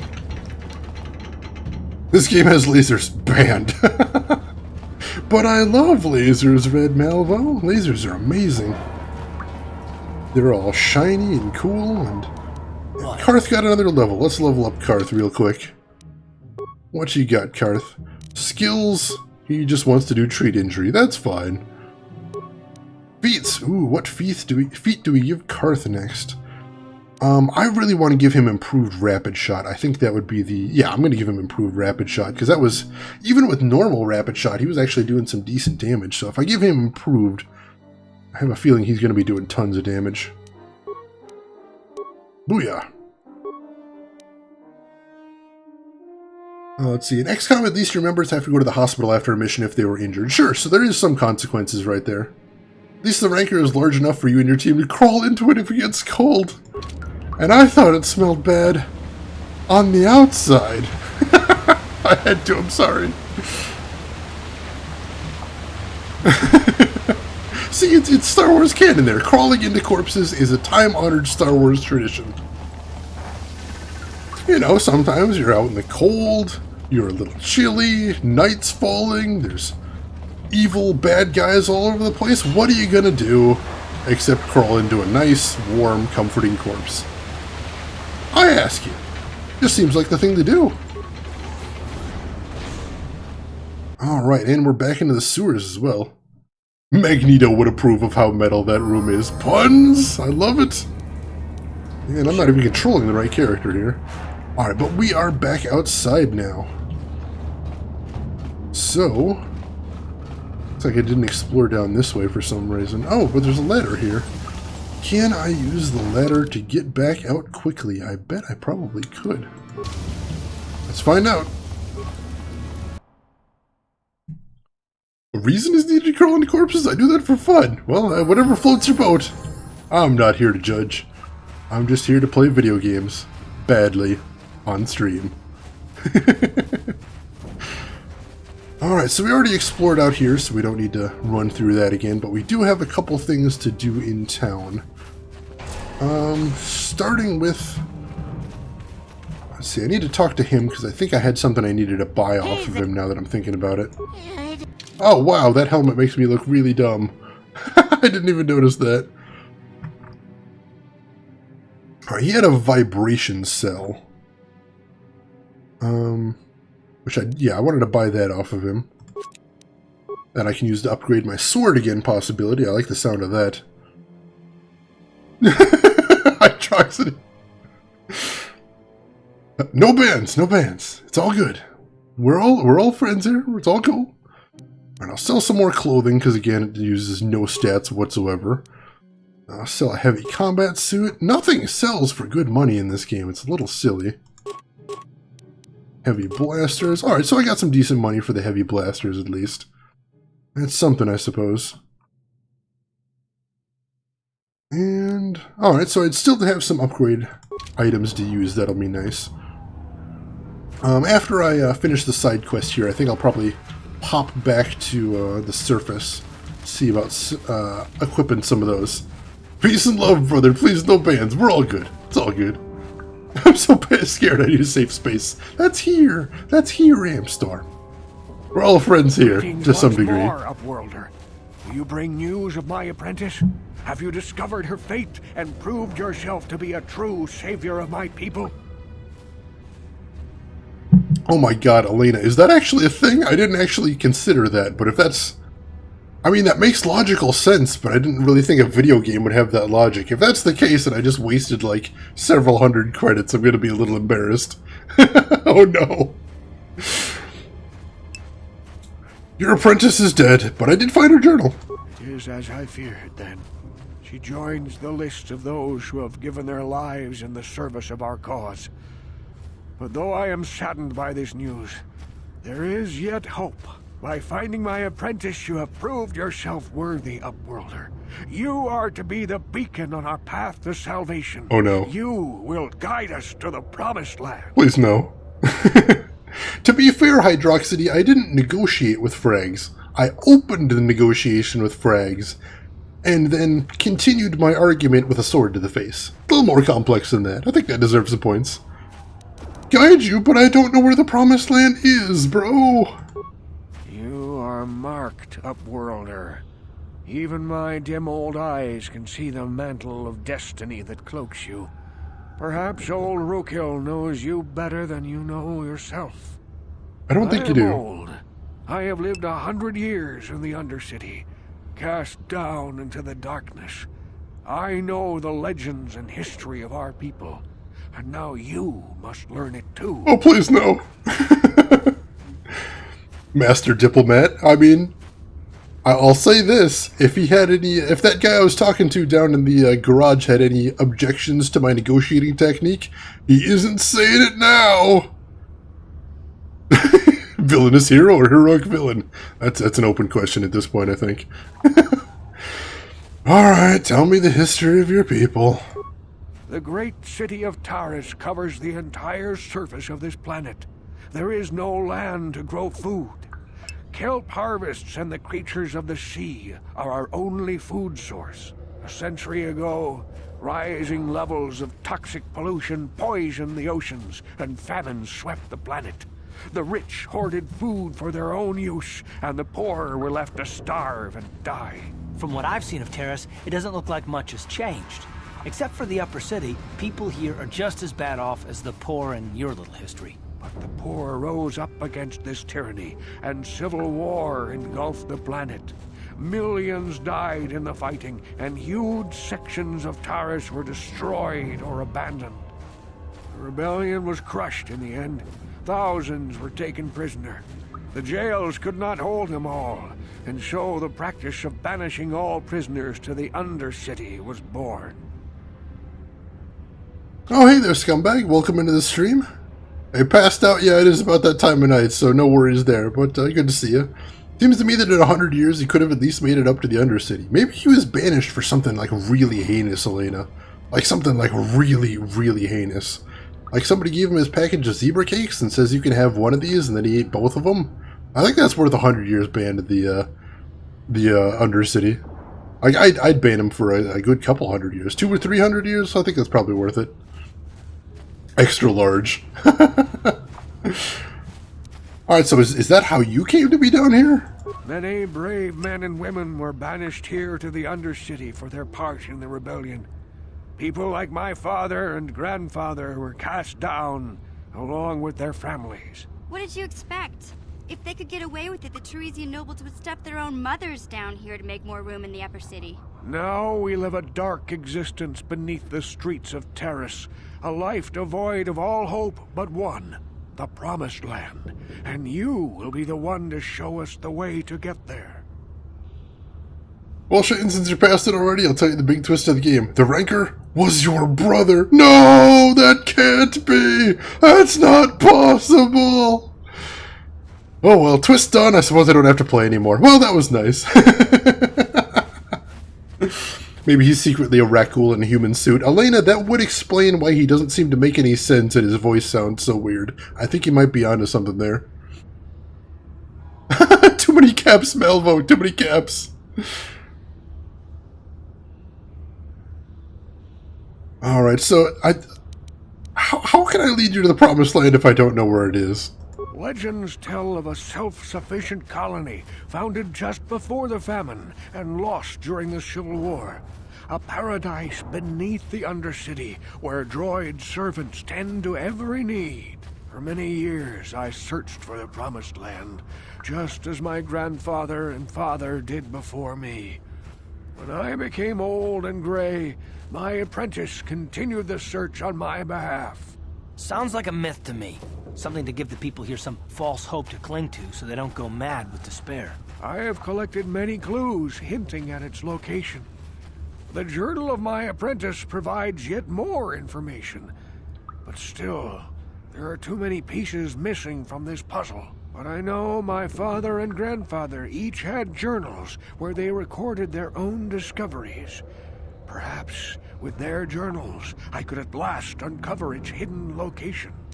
Yeah, scumbag, I am glad as well. I'm really eager to experience it on my own pace.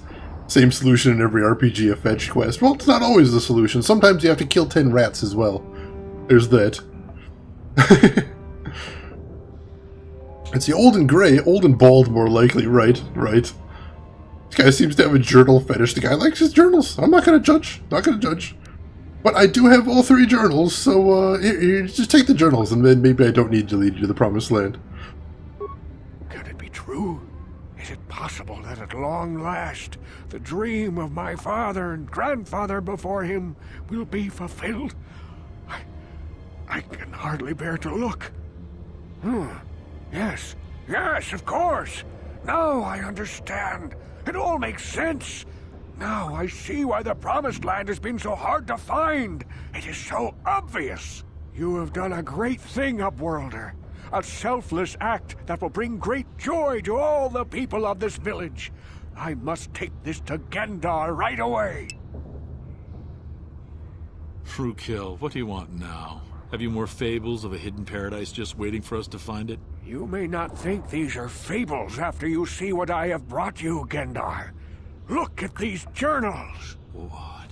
No, it can't be. Are these real, Rookil? Is this information accurate? I swear to you everything in these journals is true, Gendar. The Promised Land. I told you I would find it. The entrance is far from here, Rookil. It will take us weeks to get there, perhaps even months. And we will have to cross many Rakghoul-infested areas. I do not deny the journey will be hard, Gendar. But surely it is better than the miserable life we have here. Wise words, Rookil. Our supplies are high right now. We could leave by nightfall. I will tell the others to prepare for the journey. Thank you once again, Upworlder. I will say a final goodbye. For where we are going, I fear you cannot come. The journey to the Promised Land is long and arduous. No, actually, I was just going to say, I decided I don't care about Bastila. Let's check out this Promised Land. That sounds cool. Let's talk about this Promised Land for a second too, folks, because I was just thinking, usually when you hear something like Promised Land, the first thing that jumped to my head was like green fields and sunlight and babbling brooks and wind blowing through the trees, but no, his idea of the Promised Land is robot butlers. That's his idea of the Promised Land. That's pretty hilarious to me. I mean, it's very sci-fi. That makes a lot of sense in the setting, but it's still funny to me. Kill 10 rats equals golden chair forged in the core of a dying star. Exactly. That seems like an equivalent exchange, right? Hydroxity, that seems fair. Am I scanning his power level? See, you'd think I'd make an over 9,000 joke at that, but I won't. I'll have self-restraint. Arlie Ermy scumbag. That's a good, I like him a lot. That's a good pick for your icon there. Very cool. Alright. Well, goodbye, Rookil. And good luck. We must part ways here, Upworlder. I sense your destiny is yet to be chosen. The destiny of my people is at the end of the long journey ahead of us.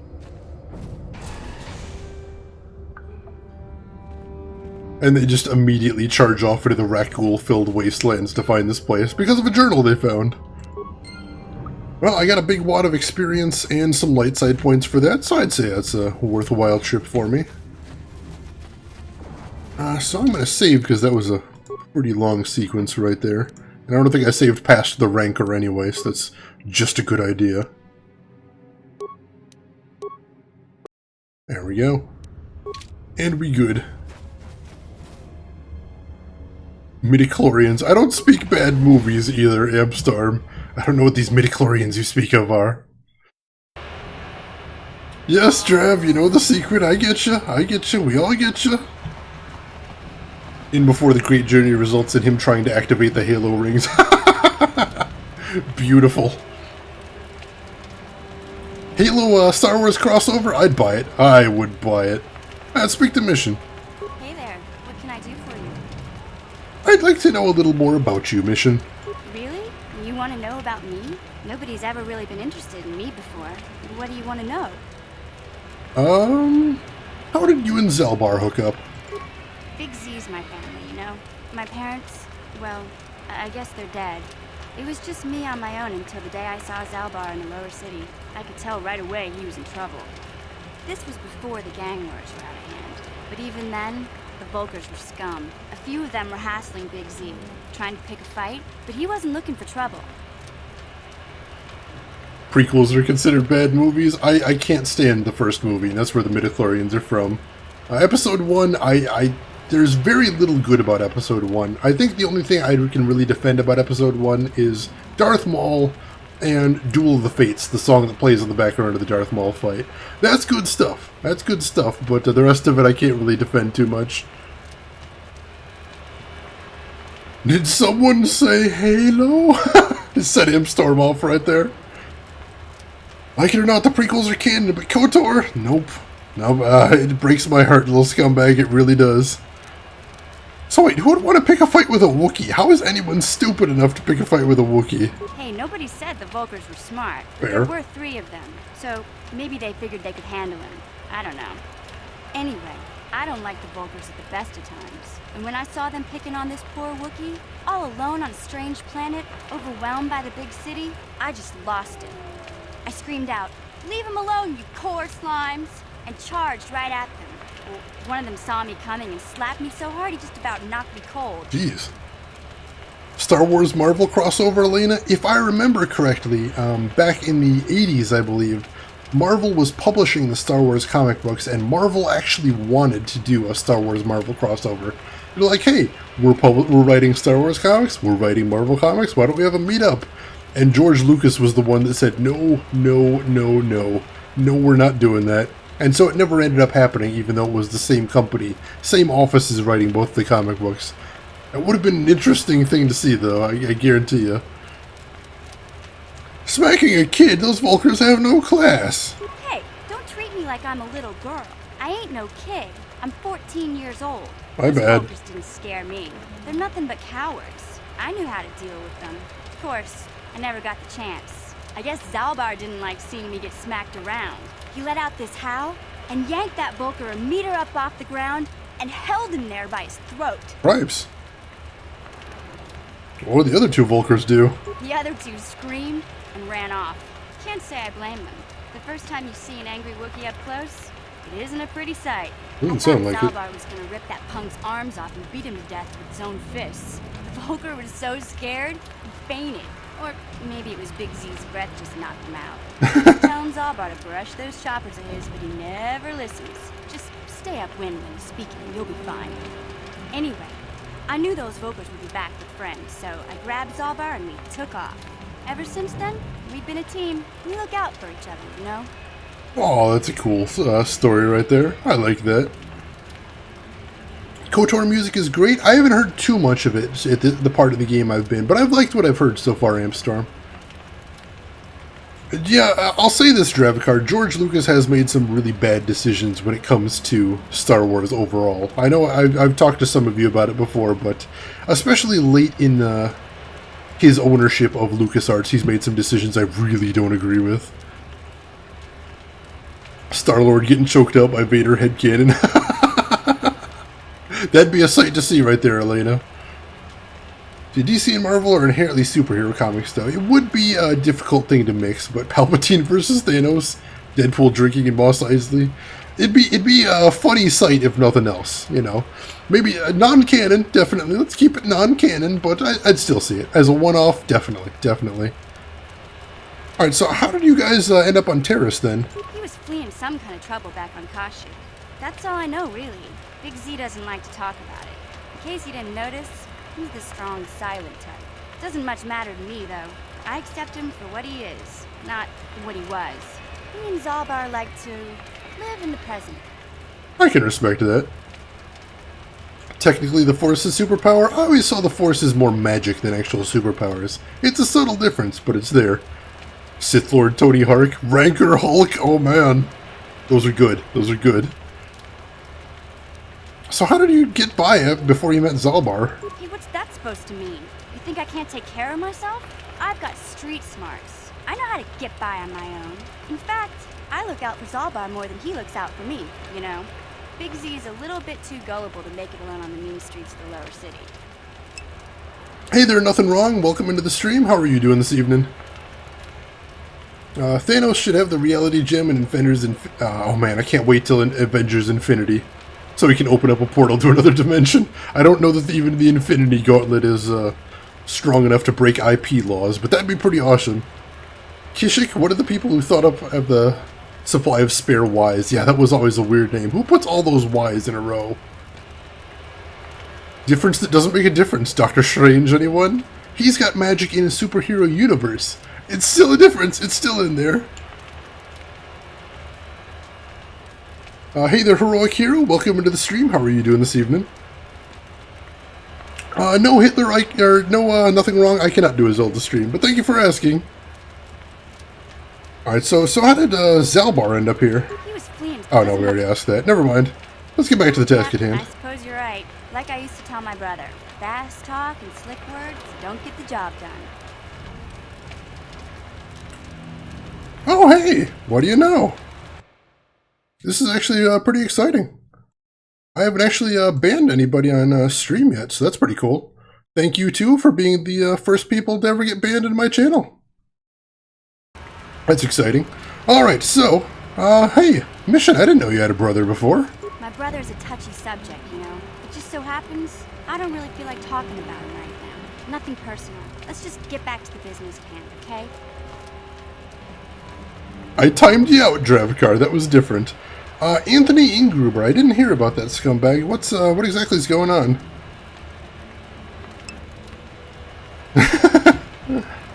Oh, hey, Mission still wants to talk. I must have missed out on some dialogue with Mission, so we're catching up on it all now. That's cool. I enjoy companion dialogue in BioWare games. Let's see what we got. I just wanted to talk to you about your brother a little bit, since we didn't talk about it but way back when we talked about your brother about 5 seconds ago. I was a little snappish when we last talked. Seconds ago. Sorry about that. I get a little touchy when it comes to Griff. It's kind of embarrassing telling people about him. Embarrassing? Why? It's complicated. Griff wasn't the most popular guy. He had his faults. But I still loved him, you know? Sometimes people don't understand. I never knew my parents. My brother always looked out for me. He's the one who brought me here to Taris. I was just a kid, only 5. But I remember the trip, if you could call it that. We were stuffed inside a packing crate in a starfreighter's cargo hold with just enough food and water to make the trip. Not exactly first class, you know? Yeah, that's an understatement right there. You were stowaways? I don't know the whole story. I was pretty young, but my brother owed a lot of money. Might even have been a few arrest warrants out for him, I don't know. The only way to get off the planet was to smuggle ourselves out. I mean, I don't want to make it sound like we were criminals. Well, maybe my brother was. Sure sounds like it. This is why I don't like to talk about it. It makes Griff sound worse than he really was. My brother had his problems, but he always looked out for me. Yeah, he's family. You gotta stick by your family. Yeah, that's what I'm trying to say. Without my brother, I don't know where I'd be. He gambled and drank, and he was always borrowing money for his latest get-rich-quick scheme. But he had a good heart, you know? He taught me how to survive. Showed me how to slice into a computer security system, how to get inside a locked building without the entrance codes, and how to spot a wealthy mark for a quick shell game. Oh, I didn't hear about that scumbag. I did see the guy that they picked to play young Han Solo, and I did think he didn't really look the part. I'll have to look into that guy later and see if he looked a little more Harrison Ford-ish, Harrison Ford-esque. Thank you for pointing out his name to me. I appreciate that. Whenever somebody talks about people like she talks about Griff, they usually turn out to be exactly as bad as it sounds. Right, Elena? That's exactly what I was thinking. I'm like, does this mean I'm going to run into her brother later and he's going to be an absolute monster? I'm going to be nice, though. I'm going to play this politely, because I like Mission and I don't want to break her tiny little heart. Pretty handy to skills to have there, Mission. Yeah, Griff did right by me. I really miss him since he left. I keep hoping he'll come back someday. He promised me he would. That kind of sounds like abandonment, Mission, I'm not going to lie there. So why'd he leave in the first place, then? He fell in with a bad crowd. It's all Lena's fault. She's the one who took him from me. Just batted those long lashes at him and off he went. Wait, who's Lena? I don't want to talk about Griff and Lena. Just the thought of that space tramp makes my blood boil. Subject's closed as far as I'm concerned. If I'm gonna be any help to you, I can't be worrying about my brother running off with some intergalactic skank. So is there something else you need? Mission's insults are amazing. Absolutely amazing. Okay, have it your way. Alright, so... let's save again, because that was a lot of dialogue right there. Save right here. Cool. Alright, so I don't think there's anything left that we need to do on the lower levels. Here, I'll check the map real quick. What do we got down here? Apartments, Hidden Beck Base. Oh yeah, we need to talk to the Hidden Becks. Cantina, I don't think there's anything down at that cantina. And then we need to head up to the next level. So let's head to the Hidden Beck Base first. And we'll tell them that we found the component that they wanted us to go find. I'm sure they'll be pleased. Lena the Sexy Space Trumpet. That sounds like a movie all on its own right there. Maybe not a kids movie, maybe not appropriate for all ages, but it definitely sounds like a movie. I could see it. New Star Wars movie? Possibly. Star Wars spin-off movie? I hear they're looking for spin-offs. Terrible. Terrible. I apologize. Hey, Gaiden. You've returned. You have the prototype swoop engine accelerator with you? Hell yeah. I was beginning to wonder if you would make it. The race is tomorrow, and my mechanics need time to install the prototype into the swoop engine of our bike. Okay, but you better help me out here, Gaiden. Don't worry. I'm a man of my word. I promised you could ride in the Swoop Race under the Hidden Beck banner, and I'm still going to let you do that. And I'm even going to go one better. I'm going to let you ride the swoop bike with the prototype accelerator installed on it. Nice. Without it, you won't stand a chance. Gaddon, you can't be serious. We need one of our best riders on that bike. We can't let some rookie take the prototype engine into the race. Elena, thank you. Thank you so much. I was just thinking that Gaddon sounded super familiar. Phil Lamar, yes. As soon as you said that name, I'm like, alright, yeah, that's who it is. Phil Lamar, for you guys that don't know, look him up on IMDb. He has done about 1 million voice acting roles. Most recently, he's doing the voice of Samurai Jack in the new series and the old one.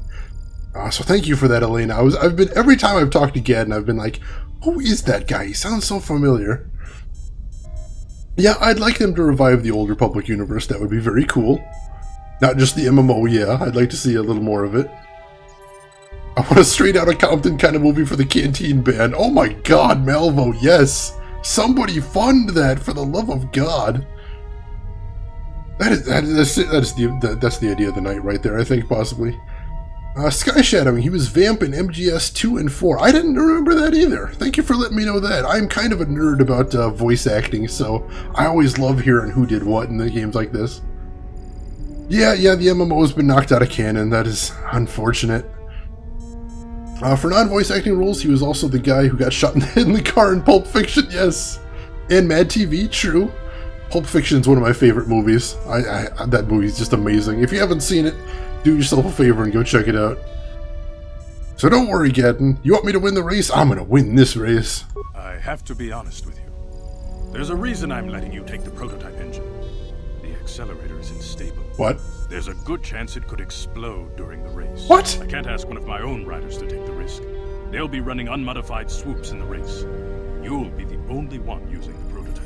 If you can complete the track before the accelerator overheats, then you'll win for the Becks.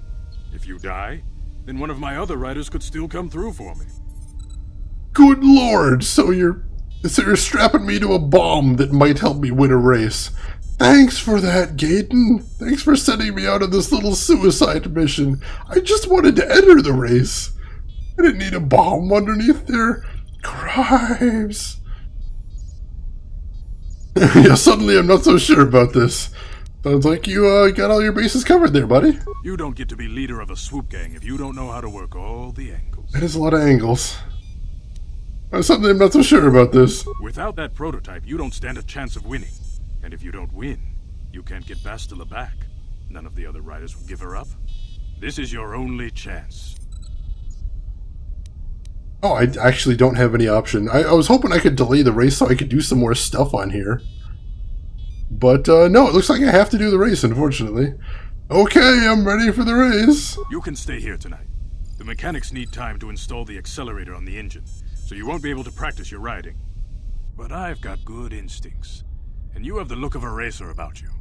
Just try to relax, and in the morning we'll take you to the swoop track. Oh my god, so my very first swoop ride is going to be in the race that I must win at all costs. What could possibly go wrong? You spend a restless night in the Beck base. In the morning, one of the Becks takes you to the Swoop Racing pits, where only riders and mechanics are allowed to go. Oh, jeez. Oh, jeez. So you're the one who's gonna ride this swoop bike, eh? Don't worry. I've been working on the accelerator and stability won't be a problem, I hope. You're so reassuring. Thanks for that, buddy. I feel better already. Gadden mentioned that you've never done this before. You want me to run over the basics of handling a swoop bike for you? God, yes, please. It's pretty simple, really. First, try not to crash into anything. There's debris and obstacles scattered all over the course, so watch out. All swoops are equipped with dynamic deflector systems, so hitting an obstacle won't cause it to crash, but it will shake you up a bit and slow you down. The track also has accelerator panels built into its surface, of course. If you fly over one, it'll give your swoop a boost of speed, so try and hit him when you see him. When the engine starts running hot, you'll get a warning, and you'll have to switch gears. Other than that, just try to hang on. You'll be fine. You didn't actually tell me how to do anything. What button do I hit to switch gears? That'd be handy to know. Oh, so it's not an actual spoiler, Elena. That's just the most dark side thing possible to do. I like that. Now, this is Swoop Racing, Sky Shadow. I'm going to be honest, I was just thinking the same thing of you right there. That face! I know, he's one of the, I don't know what that alien's supposed to be, but I always think of him as like a big snail, because that's what their heads remind me of. Oh, that's the guy you use? I was trying to pick the most bland witch guy, because I always go with the most bland character face possible, and this is the guy. Alright, let's start this race. Hold on, I better explain the rules to you. Each rider goes out on the track alone. At the end of the day, whoever posted the fastest time is the winner. Normally a rider can run as many heats as they want, but I don't know how long the prototype accelerator and a swoop will hold up. No more than 4 or 5 races, I guess. So make your runs count. Gadden's put his trust in you. We need to win this race, or Breivik's Volkars will get a whole bunch of new recruits. If that happens, we're finished. Alright, I won't let you down. I hope. Sounds like you're ready. Go talk to the race announcer over by the counter. He'll give you the time to beat and get you on the course. I'll be waiting for you here after the run so I can make any tweaks or repairs to your swoop, in case you want to go out for another heat. Good luck, and don't worry about the prototype overheating and exploding on the track. That probably won't happen. Oh, jeez. Oh, jeez. How does he not speak or breathe? There's no visible holes. He just, he's got flaps. And he just smacks his flaps together until they make things that sound kind of like talking. Oh god, that sounded gross even before I finished saying it. Alright, let's talk to some other people here. Watch yourself out on the track, rookie. Every year we lose a couple of you first-timers.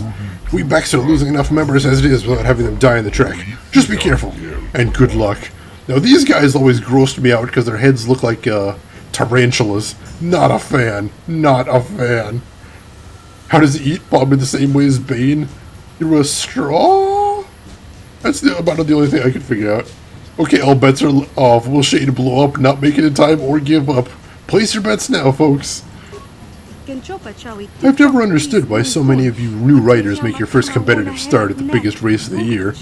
That accelerator again slapped on your swoop will help, but I don't think that'll be enough. Plus, there's always the chance it'll explode during your run. Thanks for the vote of confidence there, I appreciate it. Ithorians have 2 mouths, and each mouth is on the side of their head. That's weird. Through science. Yeah, I can see walruses too. I think it might be just in the lower res environment like this, or maybe I'm just weird. That's always possible as well. Alright, take care, Red Malvo. Thanks for stopping in the stream again, I appreciate it. And thank you for the host as well, I appreciate that too. Alright. Hey, look at this! Fresh meat on the track! Well, don't get your hopes up, rookie. No first-year rider has ever won the Swoop Racing season opener. Gadden must be getting desperate if he's grabbing first-timers off the street. When we Volkars win this year, it'll be over for you hidden backs. Man, he's confident. Tell me this doesn't sound like some old 1950s show where you have to win the race at all costs. Another rookie on the track, eh? Give you punks a helmet, a swoop bike, and suddenly y'all figure you're racers. But judging by the look of you, I'd say I don't have much to worry about. The Becks are really scraping the bottom of the barrel now. So mean. So mean. Over-under on number of races to set by fake gambling at 30. Death is a separate category. Place your bets now. I've got a bookie in stream. How fortunate. Everyone thought Two Worlds 2 was already given up, and now, yeah, they just announced new DLC for Two Worlds 2. How strange is that? No one's allowed to talk to the prisoner. Brejik's got orders. She wouldn't hear you anyway. She's got a neural disruptor collar on to keep her under control. Oh, how convenient. Alright, I guess I probably should save here. Just in case I, blow up horribly. Just in case. Just in case.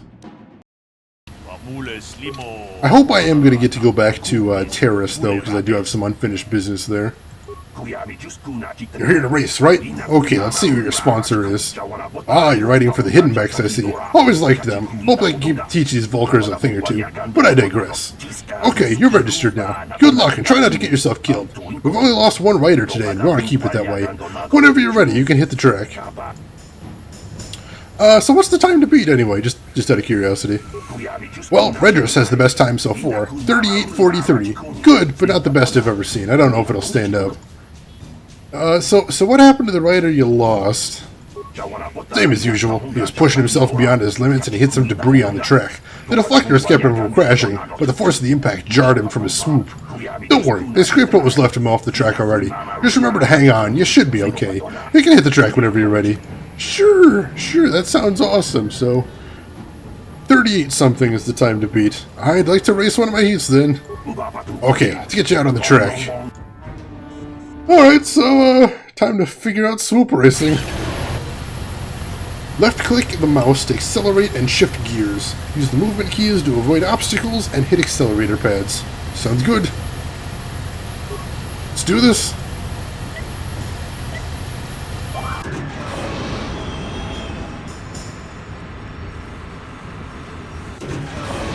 Oh, it's a spacebar I gotta hit? Alright.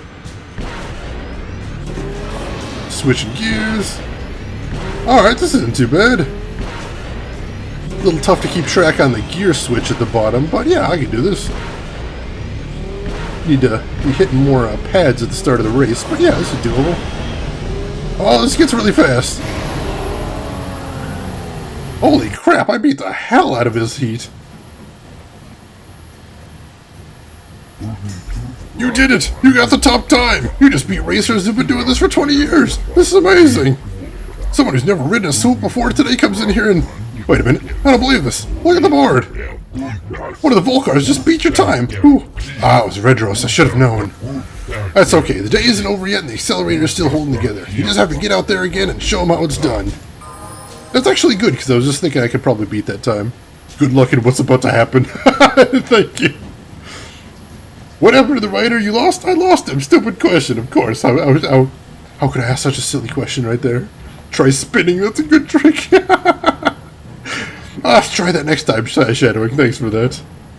Always hated swoop racing, especially on Tatooine. Oh man, I don't think... It seems like one of those mini games I won't enjoy too much, but I'll give it a shot. Back again, I see. So I already hit the track? Not literally, of course. We've already lost one rider that way today. So what's the time to beat now? Well, Redress has the best time so far, 27:59. Good, but not the best I've ever seen. I don't know if it'll stand up. Alright, so I have to beat 27:59. I think I can do that. Let's go for it. Ooh, wish me luck. I think I've got the hang of it now. We can do this. Just gotta get those gear switches a little faster. Probably could have made that. Yeah, I gotta be a little more aggressive with my slaloming, I think. But yeah, this seems doable. Ooh, hit some debris there. Shoot, that's gonna hurt.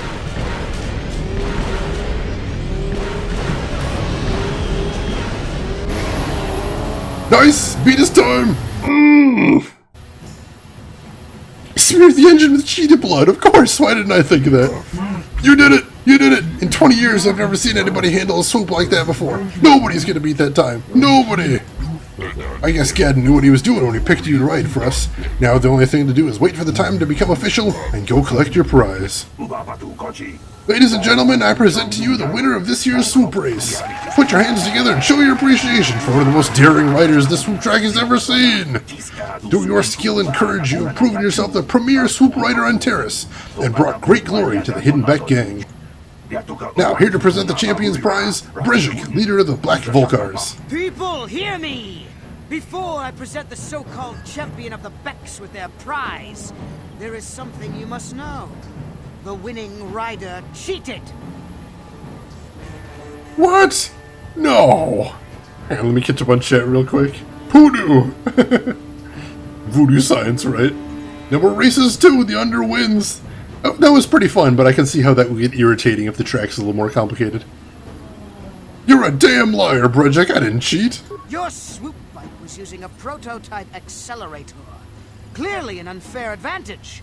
Because of this hidden Beck treachery, I'm withdrawing the Vulca's share of the victory prize. What? You can't do this, Brejik. You know the rules. Nobody's allowed to withdraw a victory prize after the race. It goes against all our most sacred traditions. You old fool. Your traditions are nothing to me. I am the wave of the future.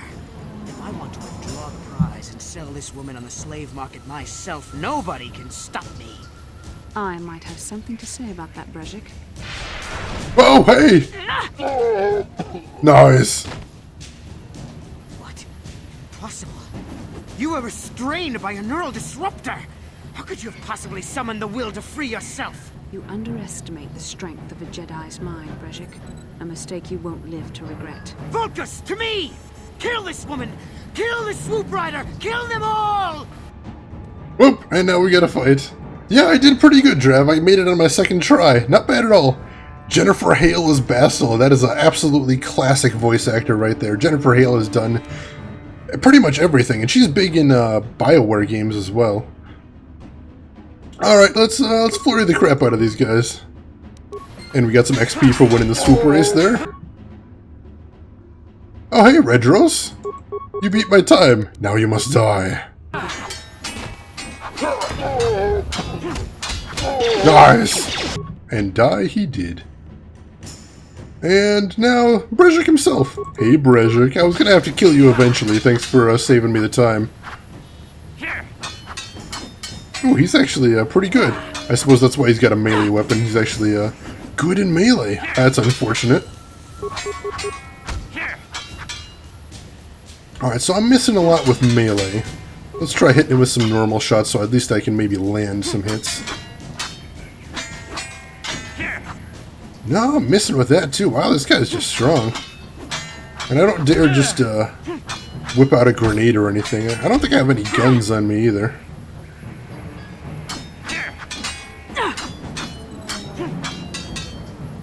I wonder if there's flanking in this game. Is there flanking in this game? Let's find out. See if I can flank him from behind.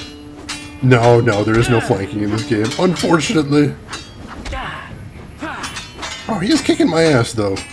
Kind of sucks. Let's med-pack myself. Then I'll get back to the stabbing.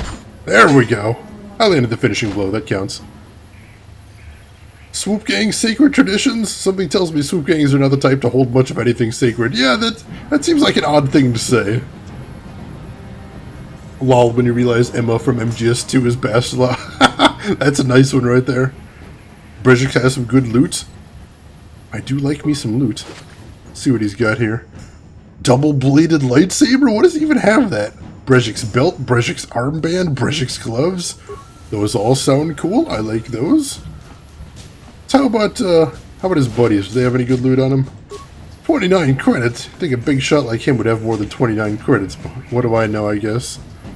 Hey, Bastila. Well, maybe those bloody Vulcans will think twice next time before trying to keep a Jedi prisoner. And as for you, if you think you can collect me as a prize, wait, I don't believe this. You're one of the soldiers with the Republic fleet, aren't you? Yes, I'm sure of it. How did you end up racing for these swoop gangs? Wasted med packs, but I love med packs. They're delicious, scumbag. Tasty. Bastila, my name's Max Girth, and I'm here to rescue you. Save me. Is that what you were trying to accomplish by riding in that swoop race? Well, as far as rescues go, this is a pretty poor example. In case you hadn't noticed, I managed to free myself from that neural restraint collar without your help. In fact, it's more accurate to say that I saved you. Brejik and his Vulcans would have left you for dead if I hadn't stepped into that fight. You're lucky I was here to get you out of this mess. technicality, I suppose. Only thing in KOTOR is putting on gloves and armbands and all sorts, but the only clothing that'll change is the head visors. I suppose we could argue it's 2003, that would have been a lot more work for him then, so I guess I can kinda understand that. Mid-packs look a bit like marshmallows. Delicious. Look, we don't have time for this. Carth is waiting for us. Carth Onasi is alive. Finally, some good news. Carth is one of the Republic's best soldiers. Could have fooled me. He's proved himself a hero a dozen times over. You don't say. He sent you here to save me. He misjudged you. Carth wouldn't have sent you if he wasn't confident in your abilities. Forgive me. Despite my Jedi training, I still tend to act a bit rashly sometimes. Please take me to Carth right away. Between the three of us, I'm sure we can figure out some way to get off this planet before the Sith realize we're here. Oh, you can't hold him to Morrowind standards. Ooh, hey. It's that vision from earlier in the game. Ooh, hey. It's her kicking ass in a vision. It's a nice vision to have, I think.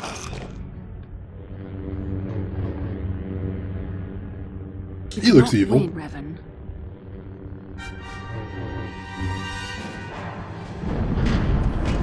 Oops. Stop shooting the ship. I'm trying to have a lightsaber fight here.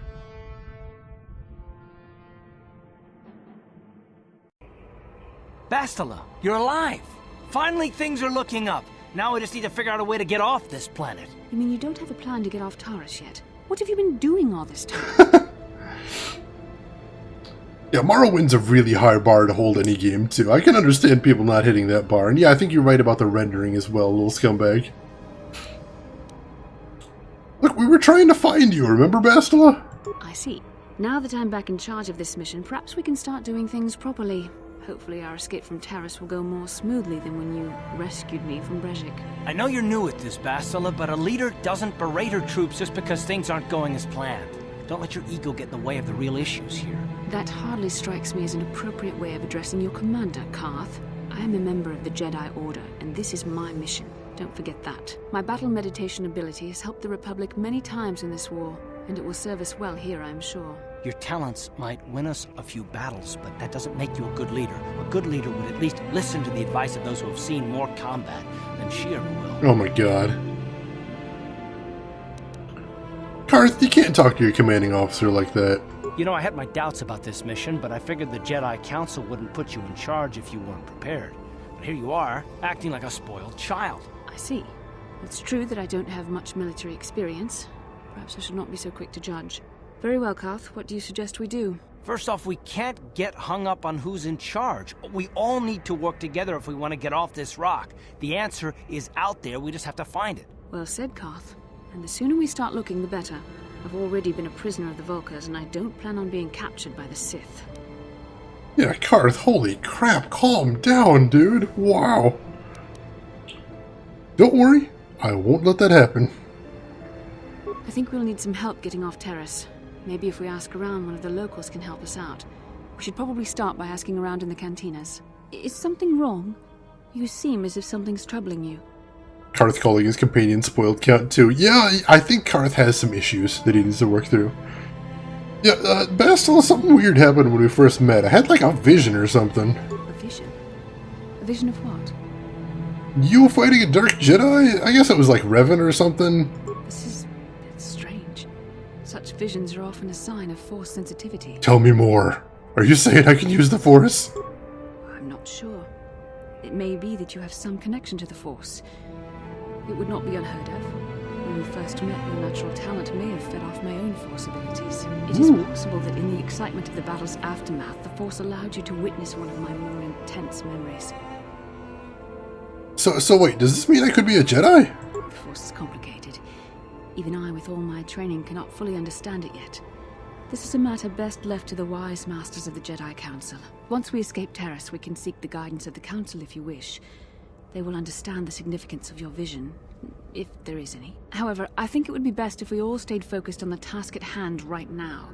We can't afford any distractions. We need to find a way off Taris. Scumbag.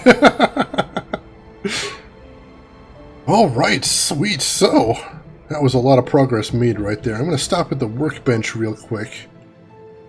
And, See if there's anything else we can upgrade real quick.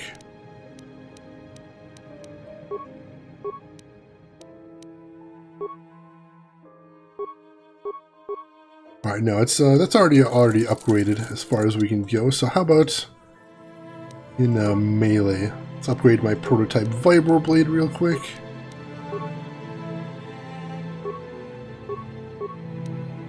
I don't see any way to actually select what I'm putting in these slots. That's weird. Or is there only one thing that goes in there? I suppose that's possible too. What else? Armor! Armor. Do we have some cool armor upgrades? I thought we did, but I could be wrong. Yeah, maybe. I think I was just wrong. Alright, never mind. We did get a bunch of gear that I wanted to look into putting on as well, so let's check that out real quick. Alright, I got a cardio package and a response package. And I'm going to keep the cardio package equipped. That seems like it's the best thing for me. Brejik's gloves. Dex +1. Sure, I'll take him. Why not? Brejik's armband. What does that do? Damage resistance 5 versus slashing. Hell yeah. Sign me up. Especially since I'm charging right into battle like this. And a Sith energy shield, but that's limited uses, so I'm not going to put that on yet. Damage resist versus bludgeoning. That sounds nice as well. Slap that on as well. Workbench got so much better in KOTOR. I can't wait to see it. Cartho nasty. Thought I was the only one who called him that. Kindred spirits being found in chat here. At least you can throw Carth out of the group now and go with Mission and Bastila. I think that actually may be the combination I'm going with. Mission hype? Zalbar and Bastila? Well, I'll tell you guys, I'm going to have some time to think about it because I hate to say it, but this is right about where I'm going to be wrapping things up for the night. If you notice my schedule below, this is the normal time that I tend to wrap up streams. So if you're in the chat right now and you haven't hit follow, now would be the time to do that to find out when I go live next. But I want to take a second and say, everyone in chat right now, both the old viewers and the new ones just finding me today, you guys are amazing. Thank you so much for stopping by and chatting. This was hysterical. I love chatting with you guys. Found out lots of things I didn't know. Found out some things I'm going to have to Google later. So yeah, thanks everybody in here for everything, and I hope I can continue entertaining you. Next time I go live will be tomorrow night at the same time listed in my info below. If you are still interested in checking out what I'm going to be doing, I'm going to be playing more Star Wars Knights of the Old Republic. And in fact, I'm going to be continuing to play Star Wars Knights of the Republic until I finish the game. So if you're interested, feel free to stop back.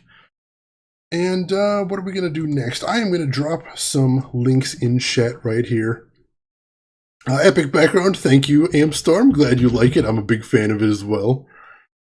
Elena, thank you very much for the follow. I'm glad you enjoyed. I hope to see you back here. Alright, so if you prefer, I've got my Twitter link right there. That's another way to find out when I go live, and I post when I do nerdy things in there. And I've got a link to my YouTube as well, where I archive all of my streams, so if you ever want to see anything that I did over again, or if you ever want to check out some of the other games I played, that is the place to go to do it. I'm going to post a link to my Discord as well. That is the best place to get a hold of me outside the stream, and please do feel free to get a hold of me. I enjoy talking to you guys on stream as well as off. Discord's a group chat program where you can talk to streamers and their viewers. It's really fun, and all of you guys are invited, so feel free to click on that if you're so inclined. Last thing I'm going to drop in chat is my support links. If you want to go above and beyond to help me do what I'm doing a little bit better, those links are the best way to do it. In particular, that subscribe link right there on GameWisp. That's sort of the way to give smaller streamers a sub button, just like the big streamers, and it's a really great way to help me out. But if you don't want to or can't, don't feel obligated, because the stream will continue one way or another. So having said that, I'm actually going to throw a host to another streamer if you feel like sticking around. And I think we are going to go host a good friend of myself and of the stream, Zero. Right now he is playing Darkest Dungeon, which is a very hard and very dark-themed roguelike, 2D roguelike dungeon crawler. So if that sounds interesting and it's something you want to check out, feel free to stop by and check it out with me. But if not, then I will just say as I always do, have a good morning, afternoon, or evening, wherever you're at in the world. And I'll see you folks around. Take care of yourselves, everybody.